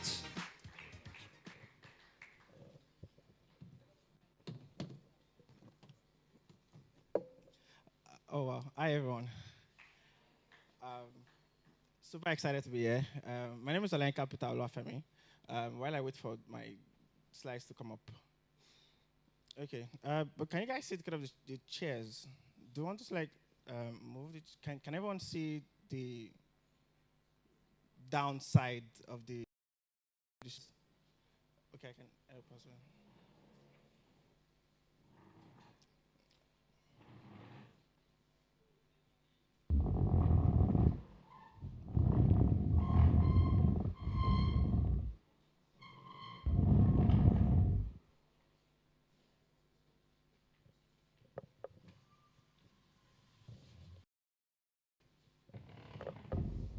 Okay. Yes, I think it's clear now. But you guys can still see. I mean, I can read out to you if you can see something. Hi, everyone. Super excited to be here. So, funny thing is, when I arrived, went to the back door, so I had no idea what the audience looked like. So, this is my first time seeing people. I mean, I didn't come in through years, so this is my first time seeing the audience. You guys look really amazing. A round of applause for yourselves. Okay, so my name is Alain Capital Olufemi. I'm a Google developer expert for machine learning, and I also work at Credit Direct as a senior ML engineer. So I think I also want to mention that I was at the first SwitchCon in Ogbomoso, and it was really long. And myself and Tim Dai were looking at a picture from then. I looked different, not exactly, but yeah, there's a bit of a difference, right? You can actually tell that was pretty long ago, and I'm very excited to see this second version. I'm very excited to see the growth, to see it's much bigger, more, prominent supporting firms, more rich, right here in Zone Tech Park. So really, really amazing work that Temidai and the team has put together. Another round of applause for them. Thank you very much. Thank you.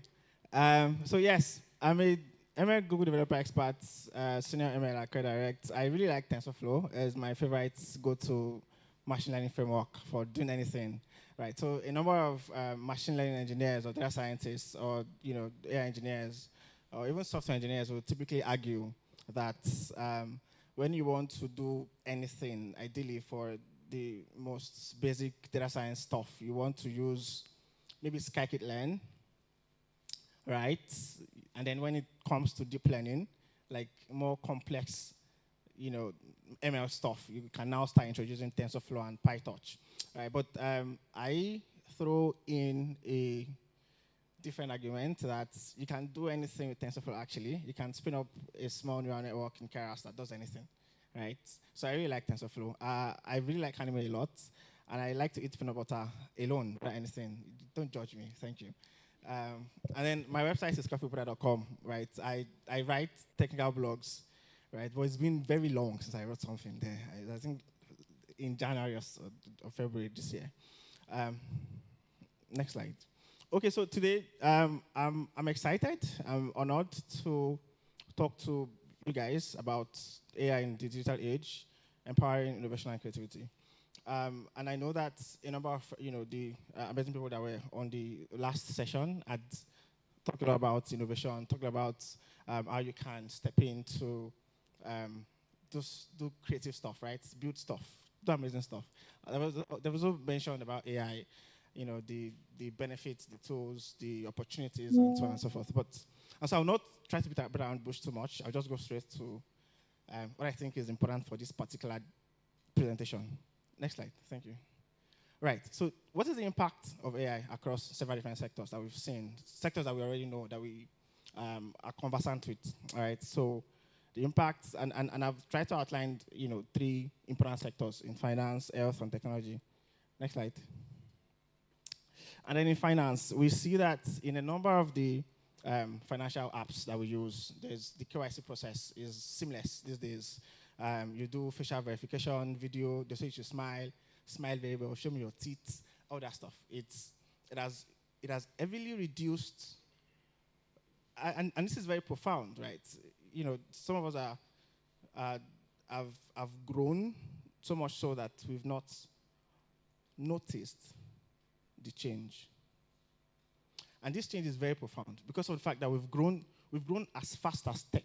We've grown as fast, so we can't remember where we're coming from.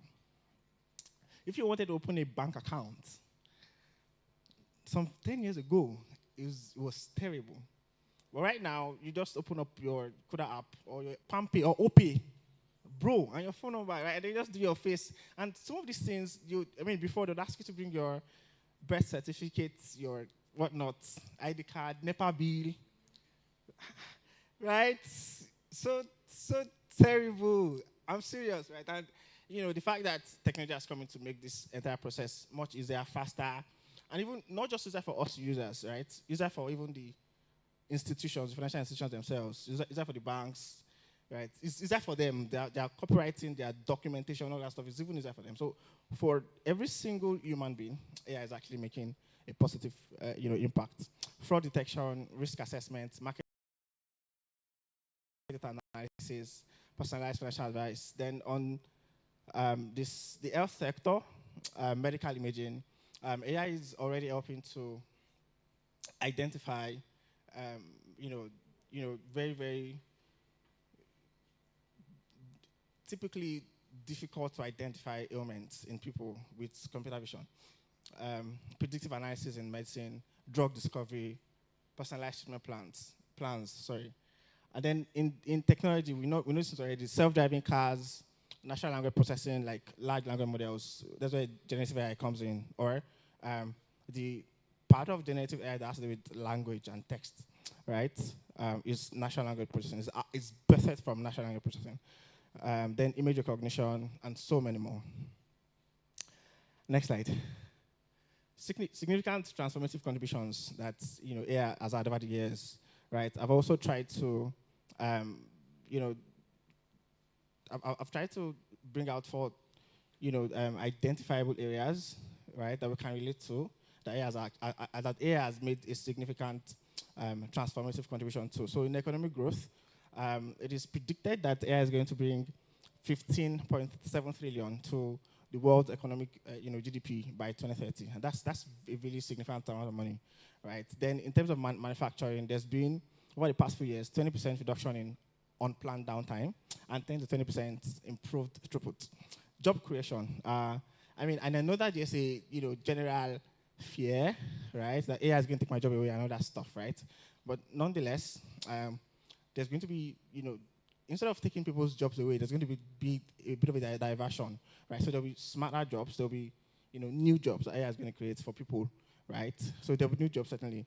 And then agriculture, which is, a really, really important field, too, because, what we eat and all that stuff. And even though it's not a lot of contribution yet, but it has done a lot. It has done significant, stuff in terms of agriculture. So there's been AI-led precision agriculture improved crop yield by 45% over the past few years. Next slide. Right. So let me catch my breath. Right. So AI tools and platforms. So I want to use this. So this section of my slides is going to talk about, some AI tools that we've probably not heard about, but and some of them we've certainly also heard about. But sorry, before I continue, I'd like to get an overview of, the audience. If you are here, like a developer, you write code, please just signify by raising your hand. Cool. If you are here and you do not write code, but you're like in tech, or you're about to get into tech, or you've been dabbling into tech, you've played around with something in tech, please raise your hand. Right. If you are here and you are not in tech at all, please raise your hand. How many people? Okay. It looks like a very good audience for my talk. And then if I'm getting too technical, please feel free to, draw me back, ask me to explain. Think of me as your recorder. So you can pause, play, rewind. You can just rewind me. You can press, explain yourself. There's a button somewhere. Just press it. Just signify and say, please, do you want to explain more? Right. So for AI tools and platforms, I think I have two of them. So there's machine learning frameworks, right? So machine learning frameworks are, and I'm trying to explain machine learning is compared to artificial intelligence, because I know that it's thrown around a lot. You hear AI, and then somewhere someone says machine learning, and then you're like trying to understand what is machine learning exactly, right? So machine learning is, okay, so let's talk about AI first. So AI is artificial intelligence. Artificial intelligence is a field in computer science, right? Computer science stands from mathematics. And so computer science, there's a field in computer science called AI, right? Where, scientists and, computer science wanted to try to, create intelligence artificially, make stuff, objects, computerized objects, think by themselves, act by themselves, replicate human intelligence, right? And then there have been different kinds of ways they've tried to do that. There's been traditional techniques. There's been decision trees. A lot of different, algorithms in the past that scientists have, come up with to try to achieve artificial intelligence over the past few years. And then some 20 years ago, machine learning was, founded, right? And the idea of machine learning is letting the system or the computer learn from previous data so that it can make new decisions, right? So, and a good example is, think of a system whose task is to identify the distinct difference between a fork and a spoon. Just an example, right? And so machine learning in that situation or in that scenario is you give different pictures of forks and different pictures of spoons to a program, right? And you say, and then you label it. You say, look, these are 100 pictures of forks from different angles, different colors of forks. It could be 3 fork. It could be 3 shuku. So it could be 3 stuff. What's that stuff called? Throngs? What? Yeah? Okay. It could be 3, it could be 4. But I mean forks from different angles, from different, from different kinds of forks. It could be metal forks, plastic forks. And then you just label those images forks, right? And then you have another set of images that are spoons, different kinds of spoons, different colors from different angles, right? And you give it to a program, a computer program, and you say, look, yeah, several different spoons. These are spoons.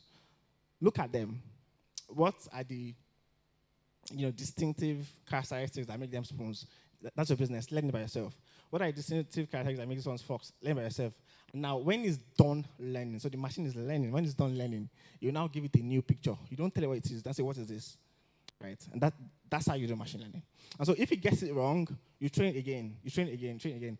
So there's all some entire mathematical process to all of this, but yeah, there's just formulas, linear algebra, blah, blah, blah, and all those things. Yes, that's what machine learning is. And then in the world of machine learning, over the past few years, there's been frameworks, there's been tools, there's been open source libraries that have been built to simplify, to do these things. They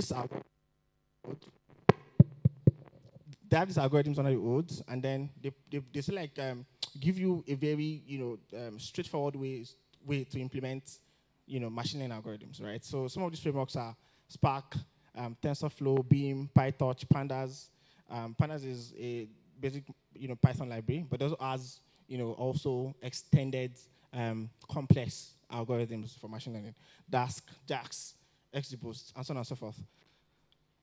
Next slide, please.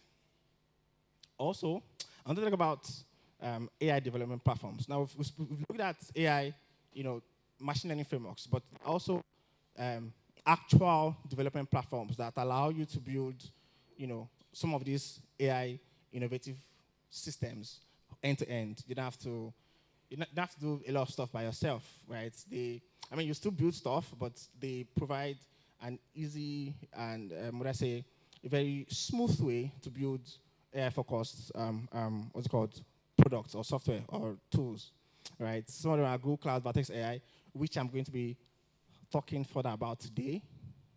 And then there's also Microsoft Azure AI, which also offers a large suite of ML tools and data science platforms, right? IBM Watson too. There's OpenAI that we know, ChatGPT, right? And so on and so forth, many like that. Next slide, please. And these AI development tools, what do they offer? They offer pre-built AI services, APIs, and development environments for tasks, such as NLP, natural language processing, which is why I said birthed language models, right? Computer vision, which is what birthed generative AI for generating images and all those. How many of you have used all those generative AI images? Yes, it's better from computer vision. Yeah, all those things that AI will give you a fine picture. Yeah, it's computer vision. Speech recognition, recognizing hello, Alexa, okay, Google, all those things. This is speech recognition. Then generative AI itself, right, which is the idea of generating new stuff, right, that is actually a profound new aspect of artificial intelligence. Next slide, please. And so this is technical, and why I'm doing this is for people who are curious as to how do I get started, how do I build something, what do I build, and when I want to build, what's the first thing I should know, what are the things I should know, right, and what are the options actually, and I've listed some of the options actually. Google Cloud, Vertex AI, which is what I'm going to, and then Microsoft's Azure AI, IBM Watson, there's AWS as well, there's OpenAI, right, and so on and so forth, right. But then, knowing all of these things, how can we evaluate how much of the power of AI that we already have in our hands? How do you evaluate what you have access to right now, right? How do you know what you can do? How do you know, right? And so, with this, I want to introduce you guys to Cloud Vertex AI. I feel like this looks like a marketing club, but yeah, it's an amazing tool. So let me show you guys. Next slide, please. So Google Cloud Vertex AI is a unified development and deployment platform for data science, machine learning, and generative AI. All right. So I'll go through this very briefly, so I don't bore you guys, because a lot of entire stuff around it. All right. Next slide. Yes. So look at this entire entire overview. It's like an overview of what Vertex AI. Vertex AI is a platform in Google Cloud that allows you to build AI tools from start to finish, right? So you import your data, you build stuff, and then you deploy there, and then you manage everything in Google Cloud, right? So document AI for extracting information from documents. So think of it as a situation or a scenario where you submit a physical document, or you scan a document and submit somewhere, and it's a system that extracts information from those documents, right? You can do that with Vertex AI. Plenty things. Next slide. And I also wanted to take my time to talk about some of the pre-trained models in Google Cloud Vertex AI, right? And Google Cloud pre-trained models are ML. So like auto ML stuff, right? That you don't have to train a computer program from the scratch, but these programs have already been trained for the specific use case they were trained for, and these are the specific use cases. So for vision, use cases, for instance, for vision scenarios. And what are vision scenarios? Camera, what your camera can see, your phone camera can see, or what a visual representation, a digital visual representation, or what the camera can see, right? So, and there are cases where, you, from your phone camera, I don't know if some of you have seen these cases with your iPhone. You can copy text from your phone camera, and you click on it. Yes. Those are use cases of computer vision. So there's vision, there's autonomous vision, there's video intelligence as well. So from a video, you can summarize stuff from a video, or from a video, you can tell how many, from a football match, you can tell how many people were together in that stadium throughout the football match. You can get some of those things, right? That's video intelligence. There's also autonomous video intelligence. From language, there's translation. Translate this from French to Spanish for me. There's autonomous translation as well. There's natural language that even powers speech and translation, as well as generative text as well. There's autonomous natural language as well. There's conversation, which is like chat stuff, speech to text, text to speech, speaker ID, and then structured data, which allows you to put in any kind of raw data, and then it helps you to structure it, right? Next slide. So I try to also put what actual tools are in Vertex AI and what they can do for you. So there's a tool called Model Garden that allows you to use open source models and allows you to also perform task-specific, use cases, right? And then also offers foundation models like Text Bison 2. These are very, very comparable to the ChatGPT 3, ChatGPT 4. And then you can use those foundation models in the Generative AI Studio. And I'll show you what it looks like in a bit. Next slide. Right, and this is what Model Garden looks like. It's like a one-stop shop. You can use foundation models directly. Like this, you can call one of these models. This is not showing very well. But anyways, you can test it here, and then you can expose it via API, and you can write you're thinking of on this site. Next slide. Okay, yeah, so this is Generative AI Studio. This is where you can put a prompt, and then it can give you an output. You can also decide to tune some of the parameters, right? It's a simple UI for interacting with models.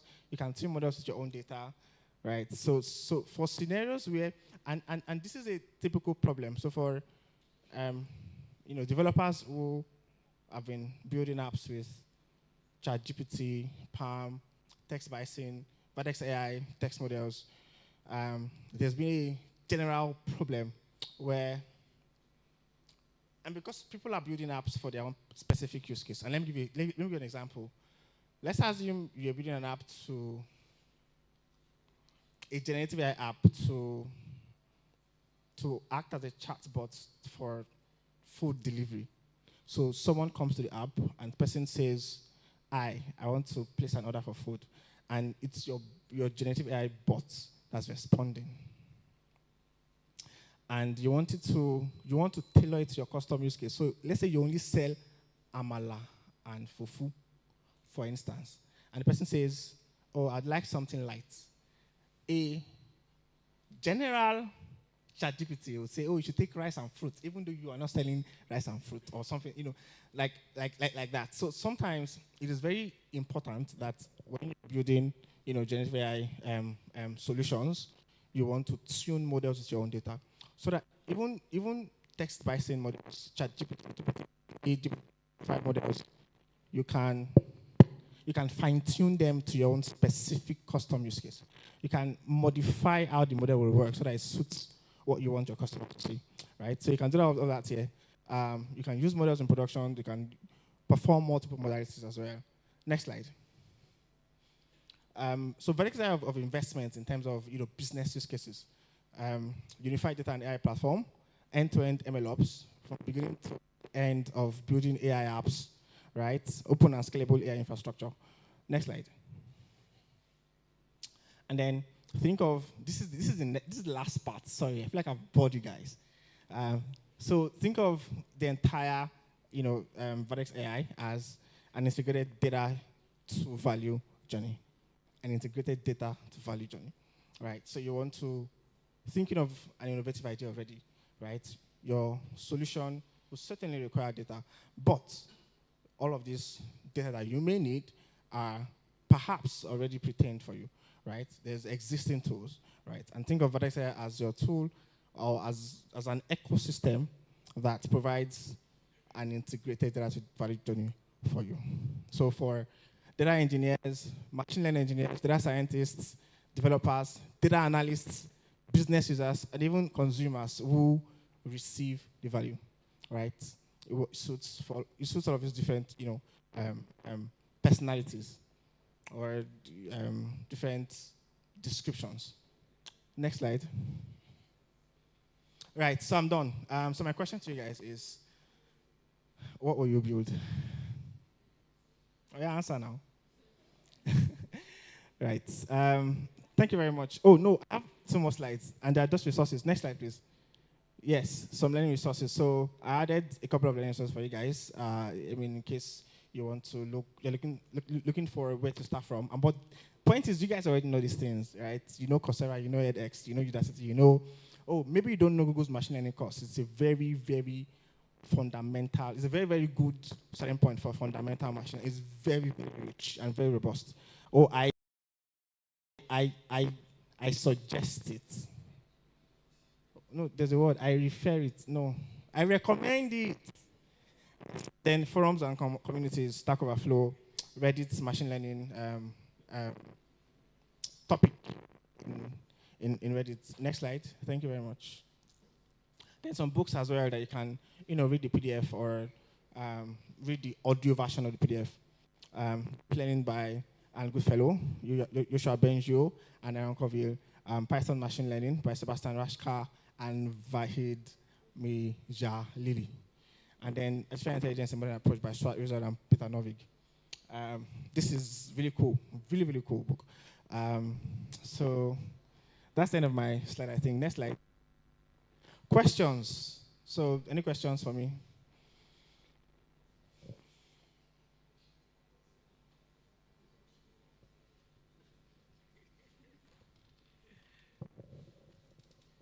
Yeah, thanks. Great presentation, right? Yeah. So, I'm very, very much interested um, in the generative AI part of things, right? Um, basically, together with other AI tools, right? But one thing that comes to mind for me, and I want to get a certain perspective from your experience is, I feel like one of the fastest way to, for regular developers that are no machine learning expert or that are not into machine learning, right, is to use these AI platforms, right, to iterate faster, right. So the very first thing that comes to mind is you can always start with one particular vendor, right, and then you enjoy whatever that vendor provides you, right. So in your experience, have you experienced vendor lock-in, right? Lock-in, vendor lock-in. So a situation where you start using just this vendor, maybe just Google AI cloud platform, right?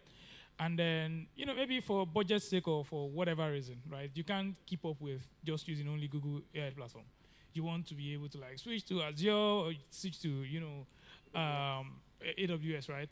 So my question is, what's the easiest way to, break out of this vendor lock-in issue? Yeah. I think that's a huge dilemma, right? And it's serious. I think it's a huge conversation, right? So usually, for for for a very standard infrastructure, right? For companies who are very keen on infrastructure, they have copies. They have copy of data, right? So let's say vendor logging is going to happen, and there's going to be a lot of stress in migrating data from one place to another. So ideally, they have a copy of that same data in, let's say, Azure Data Lake somewhere they have a copy of that data in Google Cloud somewhere, and then maybe in Digital Ocean somewhere. And then, for the best advice, ideally, is to Dockerize everything. Dockerize everything so that you can easily manage resources, so that you can easily move resources if they're Dockerized. If your infrastructure is Dockerized, you can easily move resources. But for scenarios like this, to be honest, I don't know how to answer the question, because if you build something somewhere already, it's going to be very difficult. You have to go and build it. It's going to be difficult. And man, I don't know. So maybe the company or the team should find a way to build loosely, so they don't fully depend on the vendor, so that it's easy to migrate. So that any other question? Any question? Okay.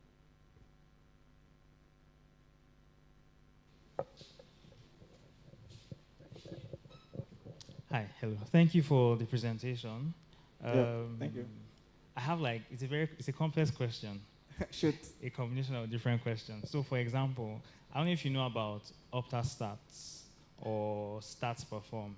Those guys that provide football stats for maybe player performance or passes, goals scored, expected goals, all those things. I've heard about the use case, but I don't know the guys you mentioned.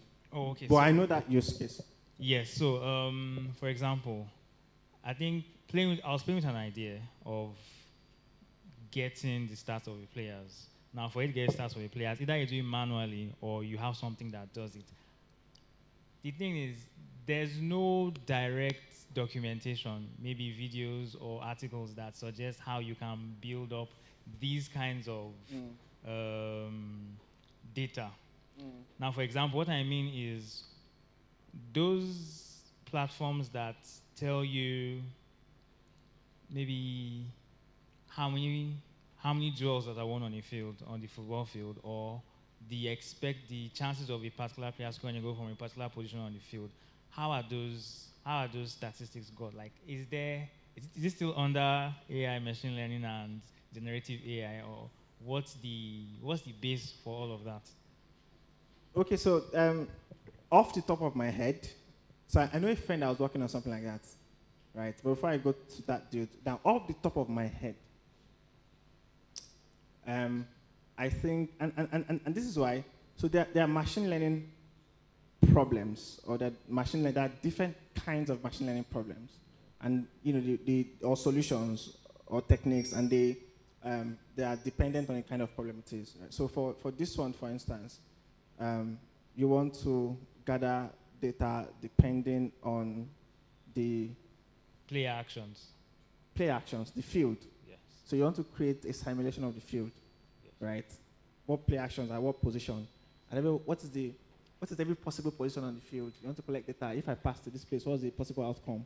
Yeah. You want to collect all that data, and then in every recorded video, you can actually save the data points. You can save what passes were made, what passes from year to year, what position led to a goal, what did the defense not do. You can save those things. You can, I don't know how you'll save them, but you can find a way to get that data, right?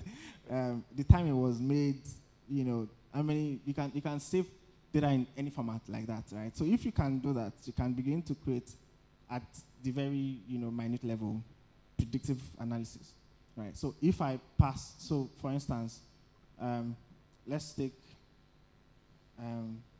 all Ronaldo's goals this season, for instance. What position did he score the most? So what position on the field did he score? What leg did he use? How many defenders were in his front? How many defenders were at his back? Where did the pass come from? Was it either all that data? What kind of goal? In a spreadsheet, and which one of them were goals? Which one of them did the keeper catch? Which one of them missed? So if you can create that scenario, that simple solution can be how Ronaldo scores. You're creating a machine learning model for if Ronaldo is going to score. So you're watching a match, he's likely to score this next goal. So you're creating a predictive model, right? So you can take all the data of, his goals in this year and create a predictive model that can predict what, if Ronaldo is in a position like this, he wants to score. Is this stuff going to be a goal? if Ronaldo is playing it, you can predict that. So that's a very minute level, all right? And then now think of how many models you have to build. Think of how many things you have. Think of how many people, not just you. Not everybody have to employ to build something like that. But I mean, it's still possible. So, for instance, you can build that model for Ronaldo alone and apply it to every other player and say, oh, you are doing prediction, you are doing. Do you understand my point? Yes. And then eventually you can begin to improve. Oh, let me be the one for Messi. Let me be the one for Ibrahimovic. Let me be the one for Haaland, right? And that's just for scoring alone. And now you can for passes that will get to the player's head, you can do the same thing. For penalties that will score, you can do the same thing. But now, to that, my friend, he was working for a company and they wanted to collect data. They were building something like that and they were collecting data. And it was a lot of work. Oh, it was a lot of work. Because they had to use reinforcement learning to collect data. They had to simulate, and keep simulating to collect different data. It was a lot of work. It's a lot of work. But, I mean, again, you can start from the most minute level and build something very innovative. And, you know, soccer is one of the biggest things in the world. So, yes, it's a great, great deal. Thank you. You're welcome. Any other question? Any other question? We have like 3 hands, but I don't know how many we can take. I think we can only take one more. One more. But don't worry. Sorry about that. You can still have your questions maybe on our social media. We'll find a way to get it and answer it in the course of the conference. We still have a long day ahead, so please just bear with us. Thank you very much. Yeah, thank you so much for the presentation. Okay, so you talked about TensorFlow, and it's something I use as well, so I use it on my locals. So when it comes to Vertex AI, actually, this is my first time hearing something like that. So is it that we download it on our locals as well, or it's an API, and then how is it different from TensorFlow? All right, amazing question, by the way. So think of TensorFlow as a ML framework. You use it to build ML stuff, right? And then you can deploy your TensorFlow models anywhere you want to deploy it. You can even deploy it locally if your system can carry it. However, think of Vertex AI as an ecosystem for models that you've already built.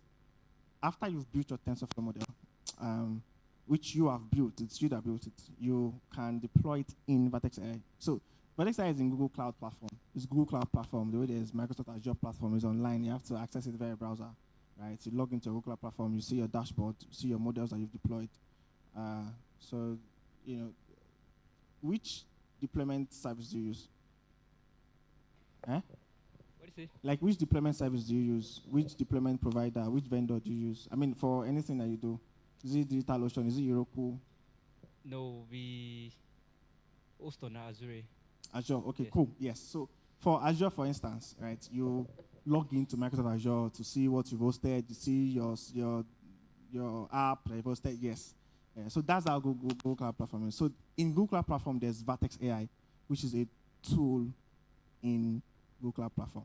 So you can, all your models that you've built with TensorFlow, or if you don't want to build a TensorFlow model, if you don't want to go to Azure, they have, you know, open source models, or they have models and APIs that you can use. They have models and APIs that you can customize for your own use case, right? If you don't want to go through the stress of building your own TensorFlow model. But of course, if you have TensorFlow models as well, you can deploy them in Vertex AI and use them from your, you know, your app, your front end app or your mobile app, whatnot. Thank you very much, guys. You can follow me on Twitter, Olayinka Peter_. It was so nice talking with you guys. Bye.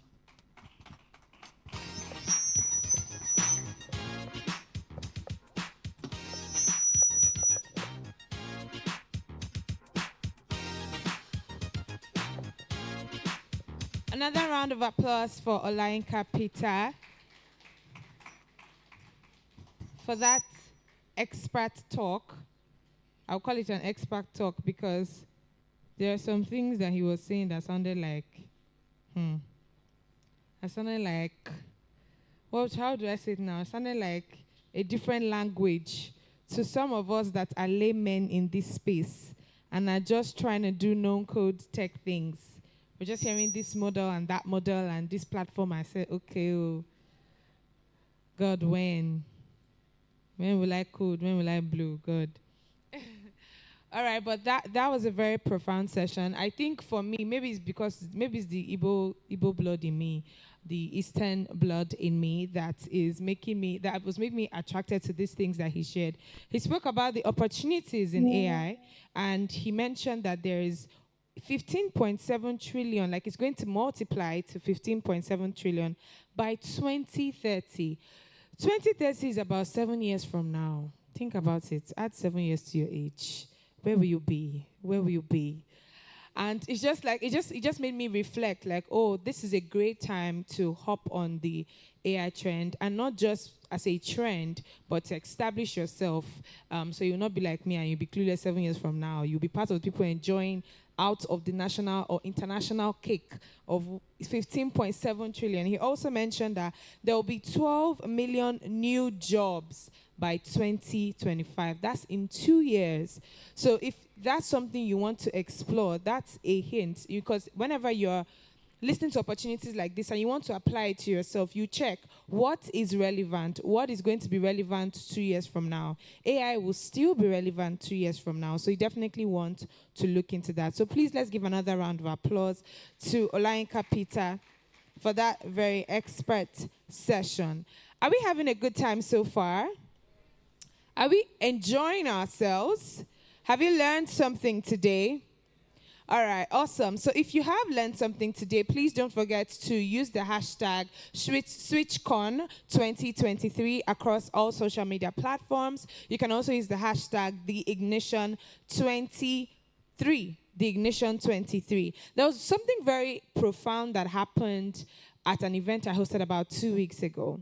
It was really cool. So she was an attendee at the event, and she listened to the panel session, and she did something amazing. So after the session, because she's like a graphic designer, she created a carousel of the things that she personally learned based on what each speaker said. And that was super cool because each speaker, when she tagged them, they were able to repost those slides and share it, and it increased her reach. And just like EJ spoke about personal brand, that is a free tip for you. Just in case you're a graphic designer or you're someone that just wants to be a voice of authority in this tech space, you definitely want to take 1 or 2 learnings. Like there are some tools he mentioned, some AI tools. You can create a post and say, these are 10 AI tools that you can use to advance your career in maybe copywriting. These are 10. Do you understand what I'm saying? In agriculture, there are things that you can do to provide value out of events like this that you attend. So it's not just like you're just spending here, you're just spending time here just consuming, but you're also finding a way to share your learnings as well. So are we going to do that? Some people say yes. No, please. It's not exam. Don't give me stress. we know the people that are first class and people that are related with just to go home, Sha. All right, so at this juncture, I would like to give a very huge shout out to our partners who have supported us and believed in our dream to ensure that SwitchCon 2023 is a reality. And in no particular order, I would like to acknowledge Your Notify. Please, a round of applause for Your Notify. I was really excited to see them because I know that they are a marketing platform where you can send email campaigns, SMS campaigns, and manage all your digital assets in one place. And I hear that they just added a new feature on their platform called Pages. So Pages allows you to create a landing page on their platform hassle-free. So if you want to look for a platform, like a mini website to showcase your work, you can definitely check them out. Your Notify. Creators and online business owners, you need this. So please check them out on social media. They're at Your Notify, like the pronoun your and then Notify together. So a round of applause for Your Notify. Thank you very much for being a part of this historic event. Another one of our partners that I'm going to be recognizing is Waleur Capital. Waleur Capital is a platform where you can get affordable tech resources, tech courses. Like, I know that at the end of his session, he mentioned some tech resources that you can find, courses on and all of that.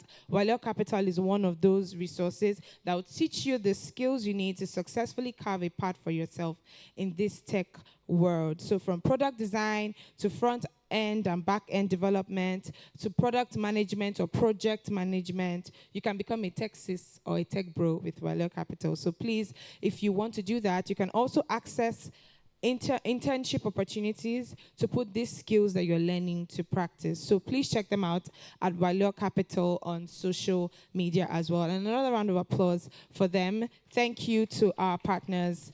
Thank you very much. All right, so I have exciting news. Are you ready to hear that exciting news?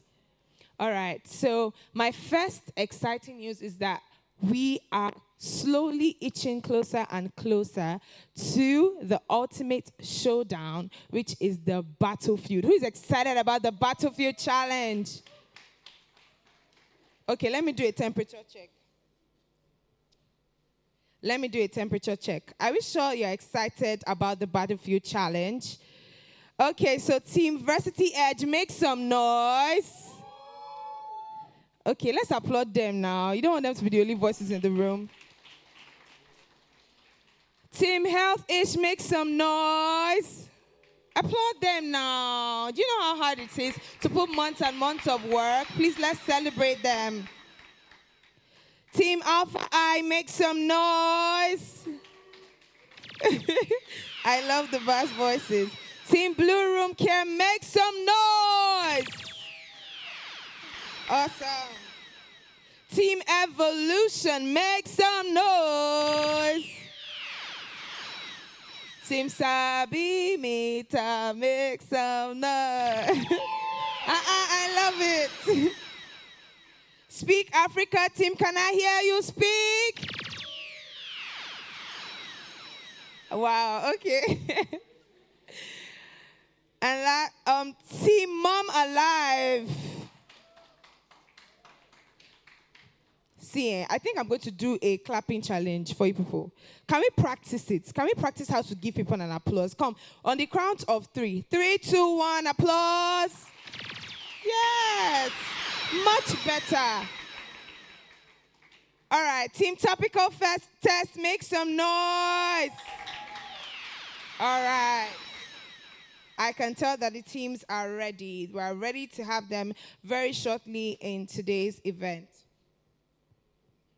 All right, so I said I had another exciting announcement, and that exciting announcement is the fact that we are now making those really cool shirts available for pre-order. So if you saw any of the volunteers wearing the Dream, Build, Thrive shirts, did anybody see that? Did you like those shirts?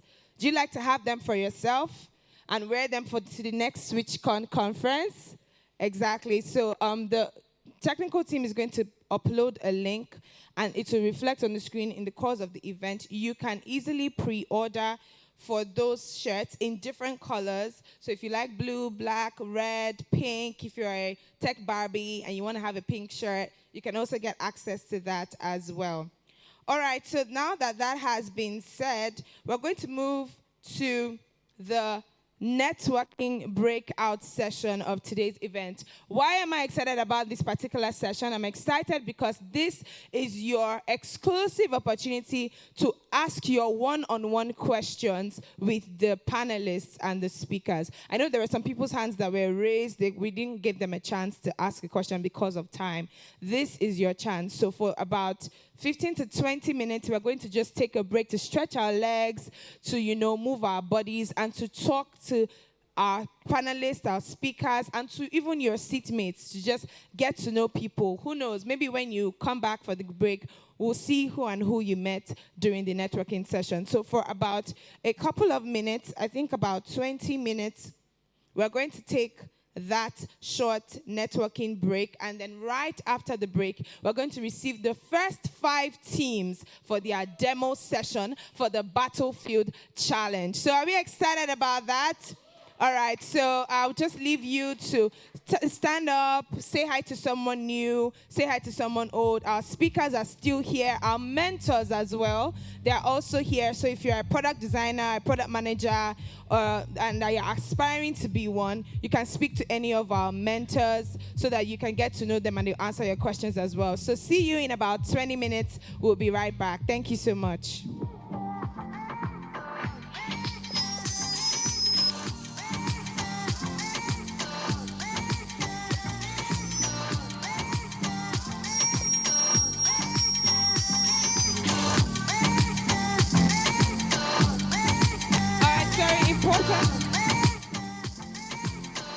All right, very important. I want our mentors to identify themselves so that we can easily walk up to them. So please, Oluwatosin Adimola, please can you wave?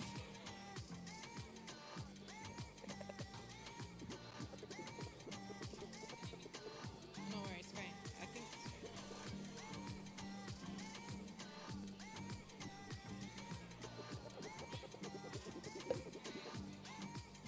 so just in case you don't know any of our mentors, Oluwatosin Adimola, please wave. Let's see you. All right. Emmanuel Michael, Uche Azubuko, and Joke Akintara.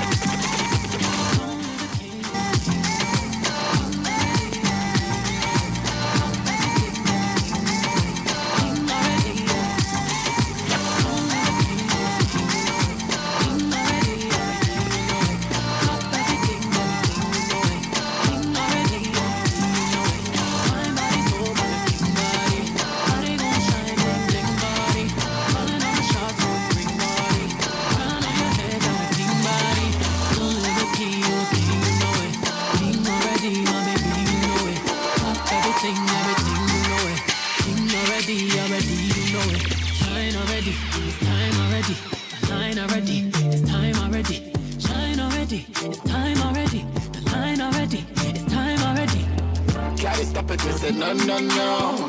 Royalty say don't you no. Try to stop it, me say go. Bubble up and watch it go. Everything be ruler, yeah. Everybody on the conquer, yeah. Every king be stronger, yeah. King the rule them longer, yeah. Remember who you are, oh. Real king always be no. Keep up be brave, oh. I show your people my love. You sang my ready, I say you sang my ready. You line already, I say you line already. Only you got the remedy, I say you got the remedy. Shine your body. Long live the king, you know it. King already, you know it. Top everything, you know it. King already, you know it. My body so got a king body. Body gon' shine, bling bling body. Calling all the shots, ring body. Crown on your head, got a king body.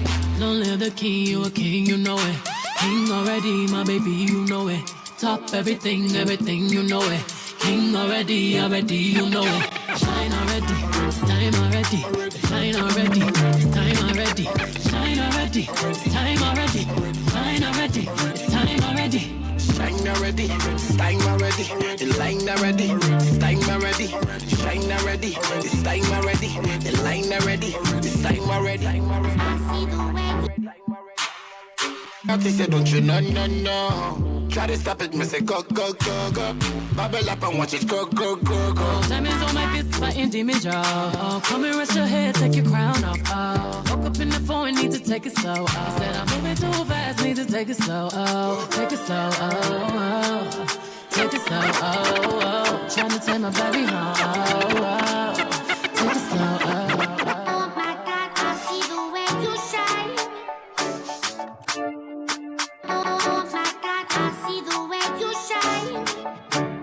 Take your hand, my G, and place them both in mine. You know you stopped me dead while I was passing by. And now I beg to see you dance just one more time. Ooh, I see you every time. And oh my eye, I like your style. You make me wanna cry. And now I beg to see you dance just one more time. Say, dance for me, dance for me, dance for me, oh. I never seen anybody do the things you do before. Say, move for me, move for me, move for me, and when you're done, I make you do it all again. I said, oh my God, I see you walking by. Take my hands, my deeds, and look me in my eyes. Just like a monkey, I've been dancing my whole life. But you just beg to see me dance just one more time. Ooh, I sing to every time. And oh my eye, I like your style. You make me wanna cry. And now I'm going to see you dance just one more time. Say, dance for me, dance for me, dance for me, oh. I never seen anybody do the things you do before.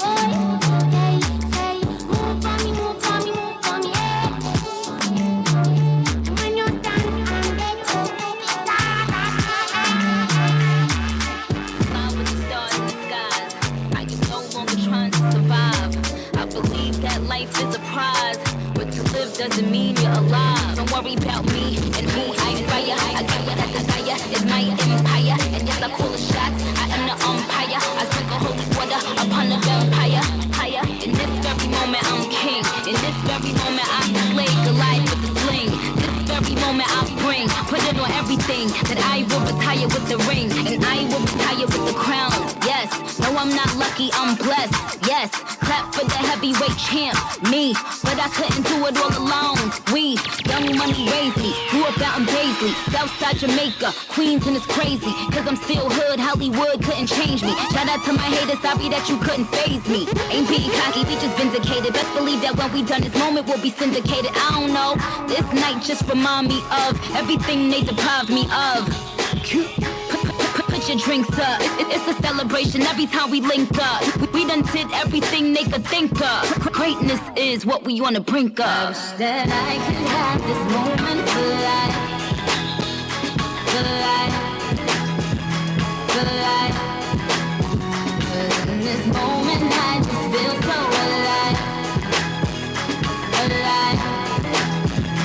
Alive. I wish that I could have this moment for life. For life. For life. This is my moment, I just feel so alive. Alive. Alive. What I tell them hoes, bow, bow, bow to me, drop down to your knees. Young money, the mafia, that's where the love sees. I'm in the Dominican, Big Papi Ortiz, doing target practice, all these bitches just aiming to please. Shout out to the CEO, 500 degrees. Shout out to the OVO, Red Wings and Fatigues. Ah, niggas wanna be friends, how coincidental? This supposed to be y'all, yeah, we ain't in the middle. Ladies and gentlemen.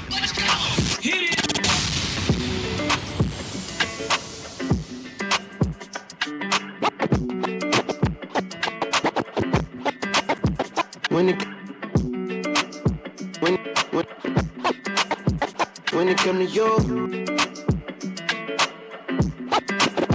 when it come to you, when it come to you.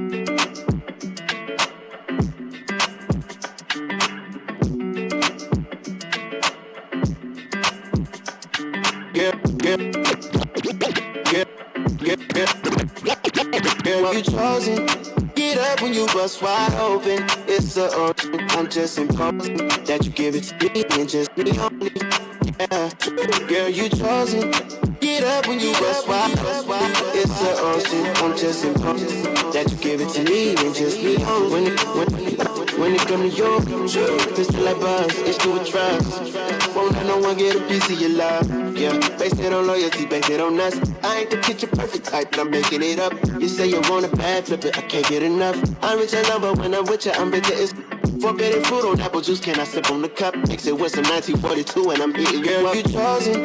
Get up when you bust wide open. It's the ocean. I'm just imposing that you give it to me and just me only. Yeah, girl, you chosen. Get up when you bust wide open. It's the ocean. I'm just imposing that you give it to me and just me only. Ladies and gentlemen, let's go. Hit it.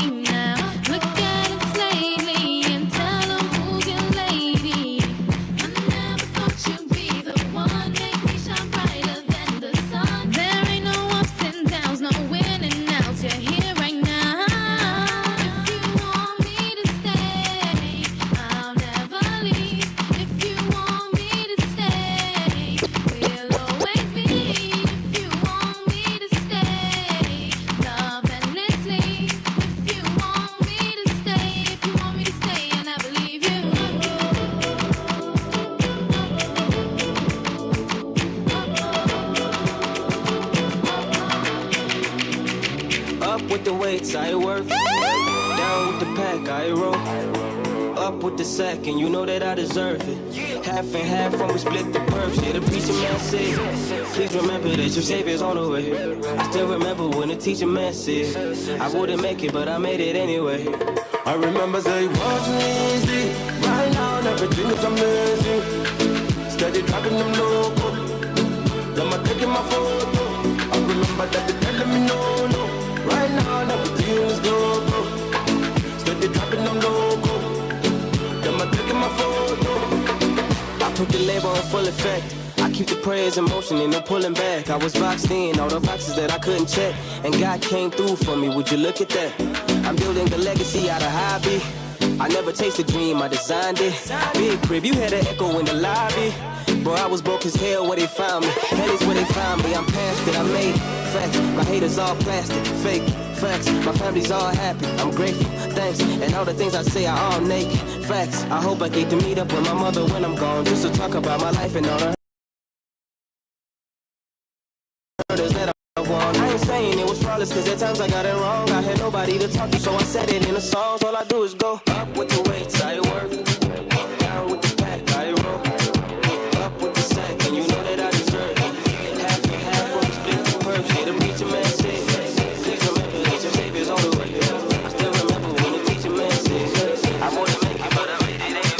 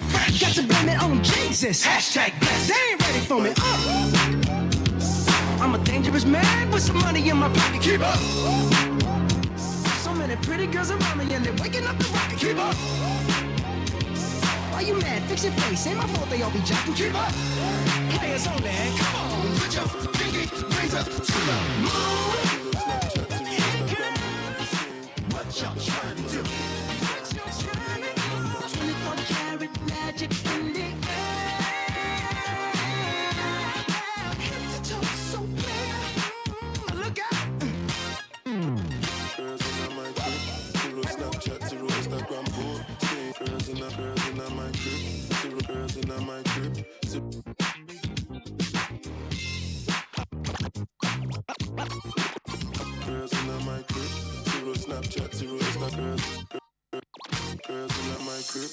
Zero Snapchat, zero Instagram, boom, stream. Fuck the vibe, my dick. Start running like London Bridge.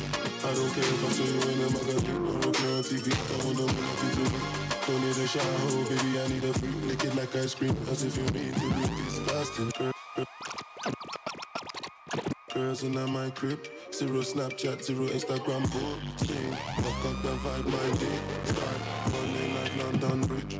I don't care if I saw you in a magazine or if you're on TV. I want to mean nothing to me. Don't need a shower, baby, I need a free. Lick it like ice cream, as if you need to be disgusting. It's not enough. Jump my banana. One side I lie, there's no stopping up. Go shopping up. Fuck that. If I go Colorado, red flags move out. No Danny, no Jacob. As I champagne in my mood. I get a girl from the ghetto. Cat girls from uptown. That's the life of a city boy. Oh yeah, damn. Oh yeah,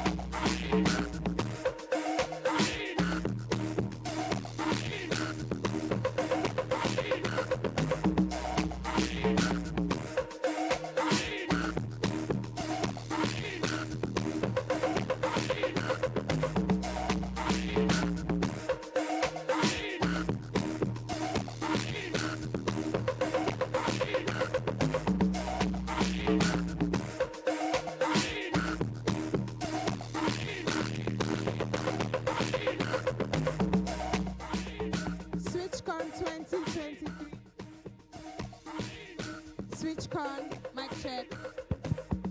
SwitchCon. SwitchCon. Mic check.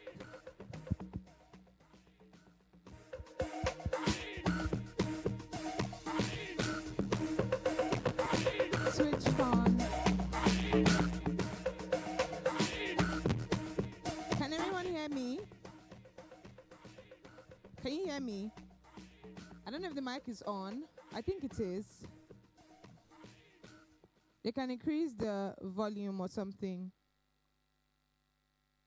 SwitchCon 2023, are you still alive? Are you still here?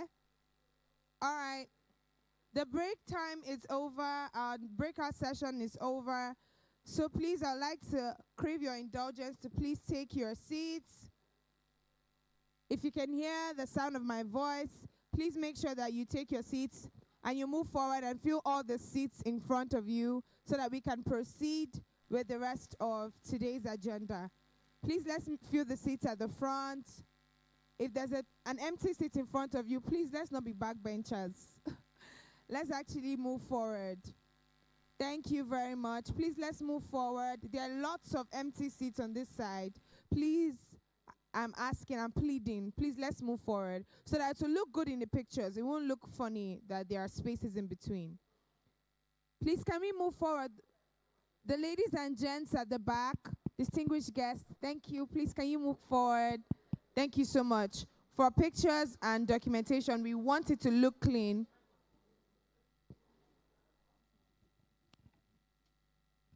Can you hear me? Please, can we move forward? Let's fill the seats at the front. The break has come to an end. The first networking breakout session is over now. So please, let's fill the empty seats at the front. This middle section, please, we can do better. Thank you. There are people coming to fill up the spaces. Okay. But if there are no bags on those seats, please just fill those ones at the front. We're about to get right into the battlefield challenge, the moment that we've all been waiting for, the moment that all our 10 teams have prepared for months to present these exciting solutions to us. So I want everyone to please occupy all their seats in the hall so that we can move very swiftly to the challenge, to the very first batch of the challenge. Are all our teams here? Okay, let me confirm the teams that are seated. All right, do I have Team Varsity Edge here? Awesome. Do I have Team Health-ish seated? All right, it's all the 4 members of your team. Did they step out? Okay, but you guys can do your presentation, right? Or sorry? All right, awesome. Team Keep Clean. All right, are you guys ready for us? Awesome. Team Alpha I. Is Team Alpha I in the hall? Please, can we call on the other teams? Please, can we make sure that all the 10 teams are seated so that we can quickly move on with the competition? I'm just going to give them a couple of minutes, maybe 2 minutes, and then we will proceed with the competition. It's Team Blue Room Care here. All right, are you ready for us? Awesome.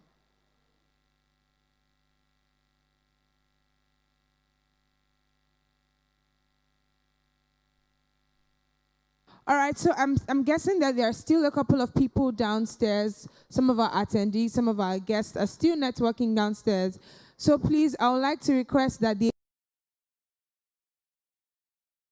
kindly make their way back to their seats as quickly as possible. If you have any friends downstairs, please nudge them to come upstairs right away. We're about to proceed to the Battlefield Challenge, and we don't want anyone to miss out on this exciting time. So please, let's make our way upstairs.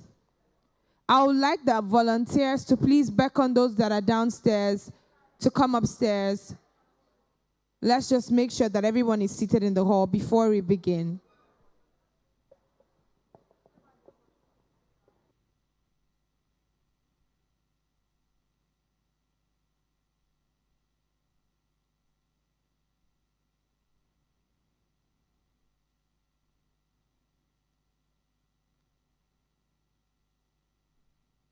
All right, I'm just going to give a couple more minutes. How was the break? Did you enjoy the break? Was it refreshing? Did you have a snack to bite on? Did you meet someone new? I'm going to do a test too, because I like to confirm. I like to confirm these things, because people are looking at me like, did you meet someone new? Did you make a new connection? Did you get a new follower? Did you subscribe to somebody's YouTube channel? Because all of us are vloggers now. Okay, I'm just using it to stall to give people more time to actually take their seats in the hall.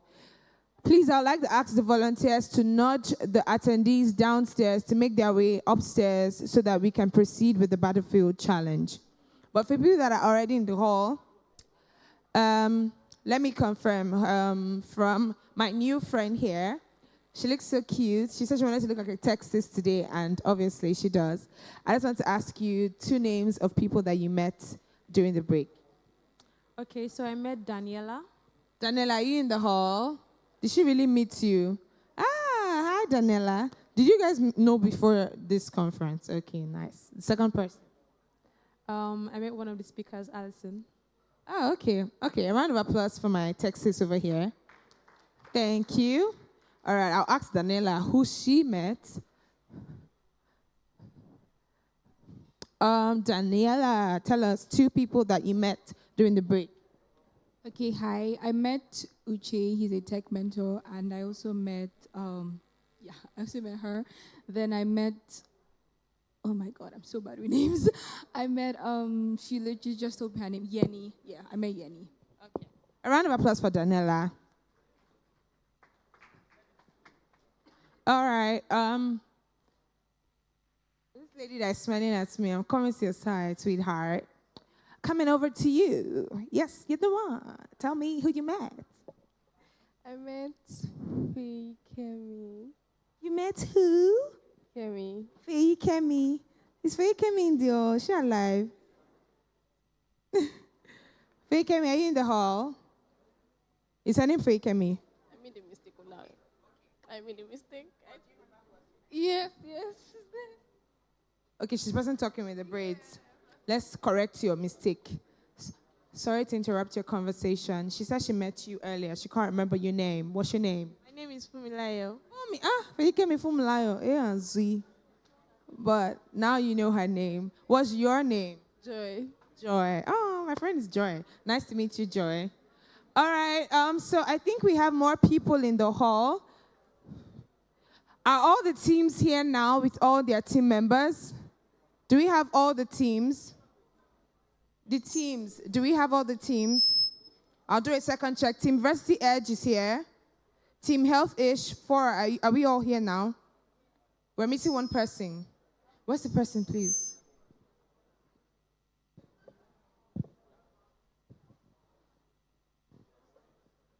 All right, but he's here, right? Okay. Don't worry, you still have more time. Team Keep Clean. Everybody's here, awesome. Team Alpha I, complete, right? Okay, awesome.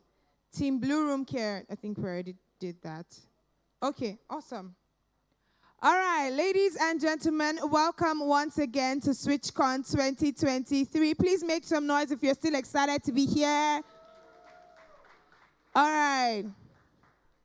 This is my favorite part of this particular conference because it gives you an opportunity to really ignite your passion for technology. That's one of the goals of the Ignition 2023, to ignite that passion for technology. We're going to be seeing exciting solutions from 10 amazing teams, and they're going to be judged by our phenomenal set of judges. And of course, there will be amazing prizes to be won. And speaking of prizes, I'm going to be giving us a hint into what prizes that this team stand a chance to win.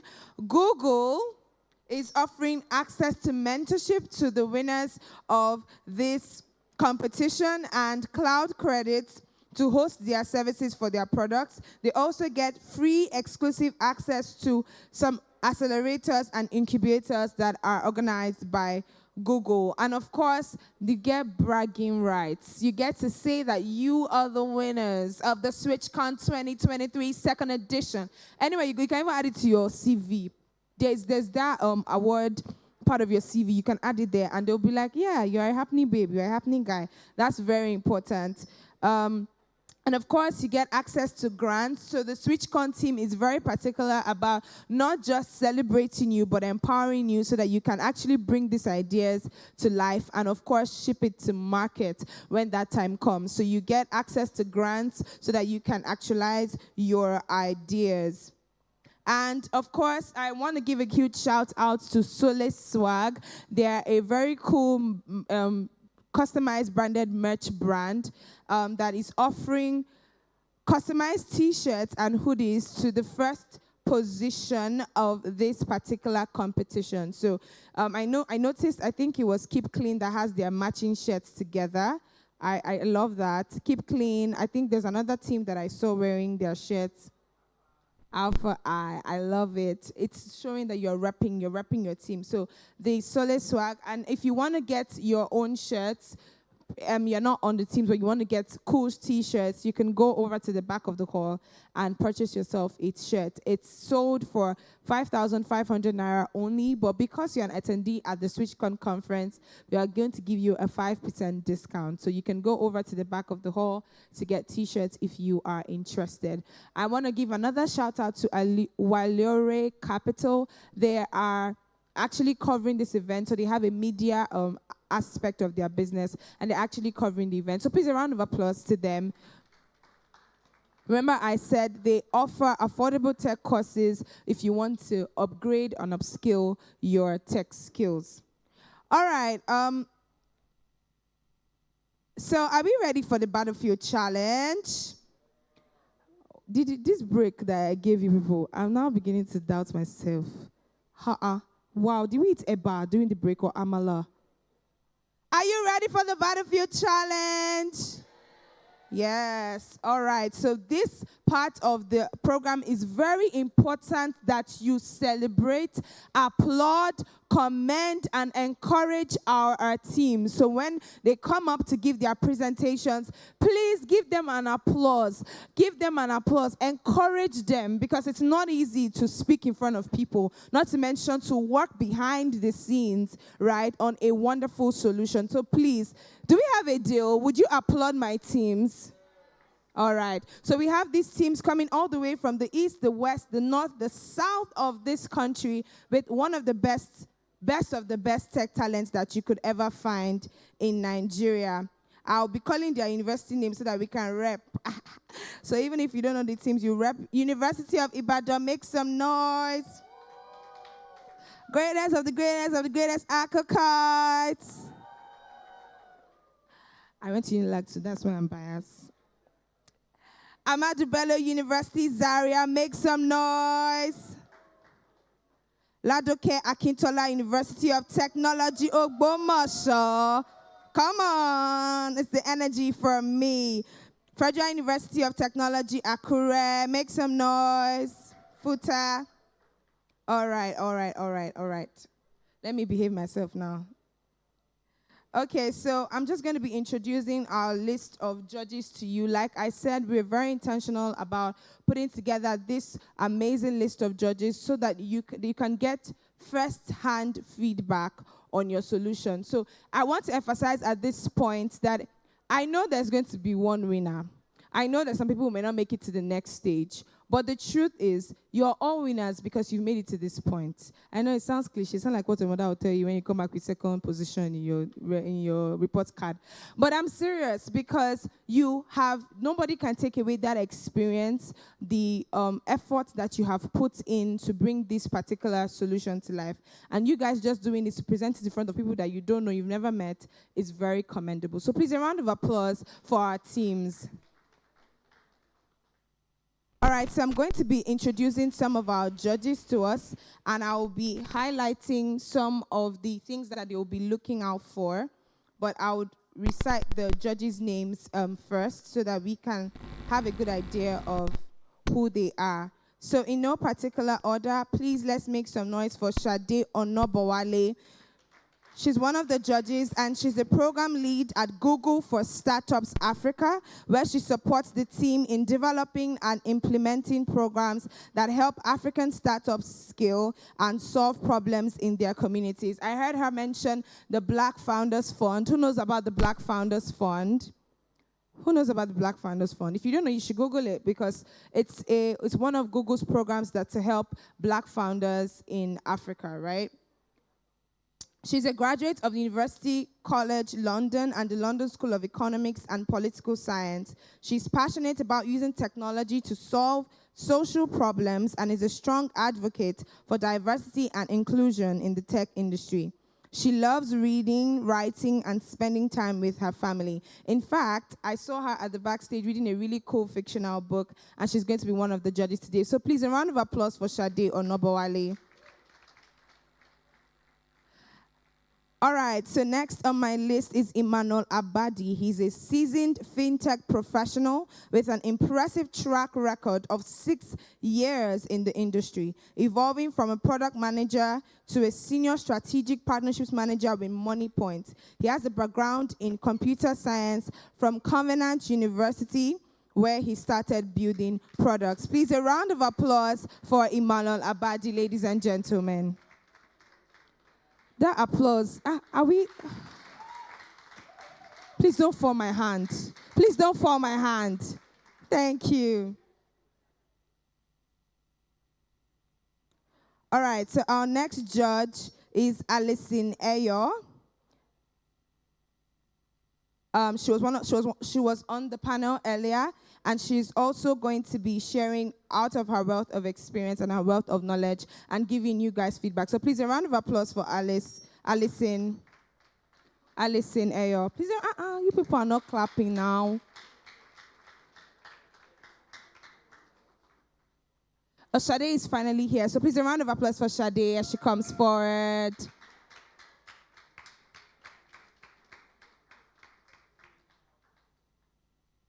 All right, so our next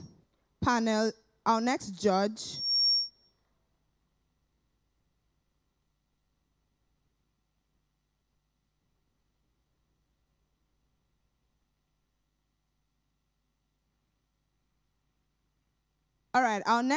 is Samuel Odudimu. He's a software engineer with a passion for solving complex problems and delivering innovative solutions. He has 9 years of experience in developing ERP solutions for large enterprises and small to medium enterprises as well.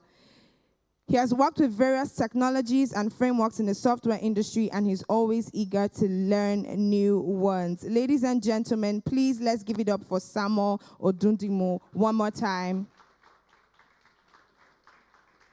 He was on the panel earlier as well. All right, the last but not the least on our judge panel for today is Olarewaju Deji Bashorun. I'm not sure he's around.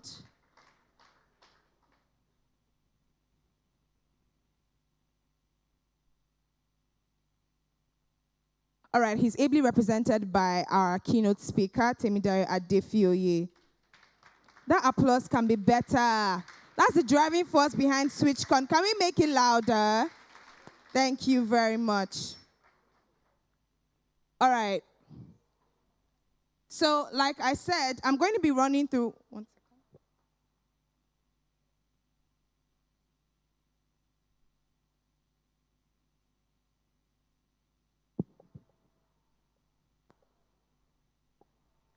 I wanted to bring this out so that you guys could see what goodies I have in store.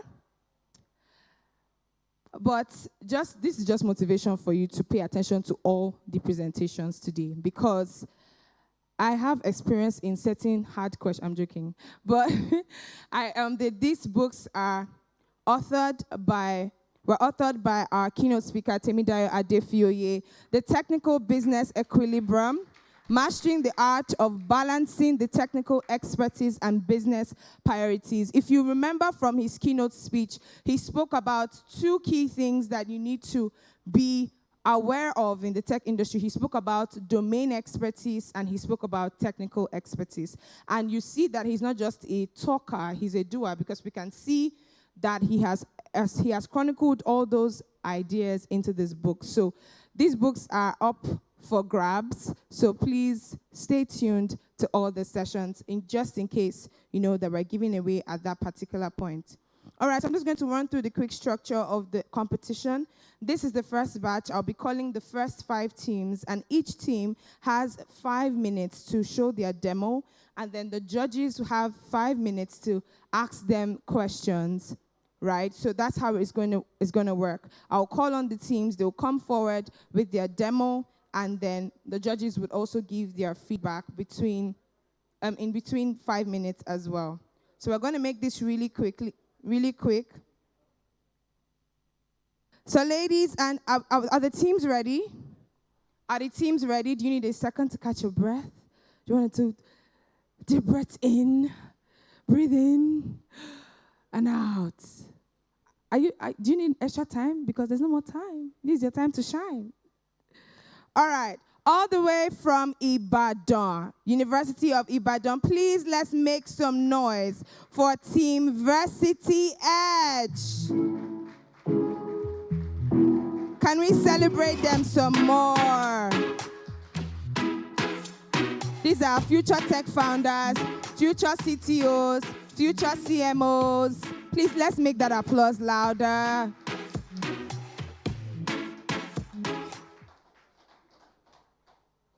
Is there a timer so that they can, who is keeping track of time, so that we are sure that they have 5 minutes?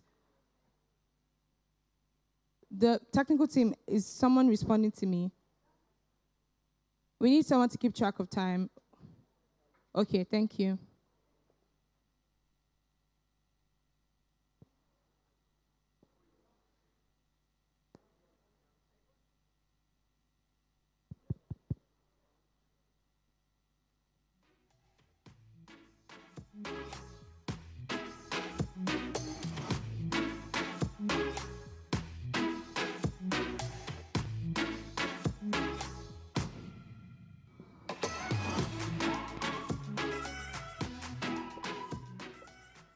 All right, ladies and gentlemen, while they are still prepping their demo, I just want to highlight a couple of things that the judges are going to look out for in today's competition.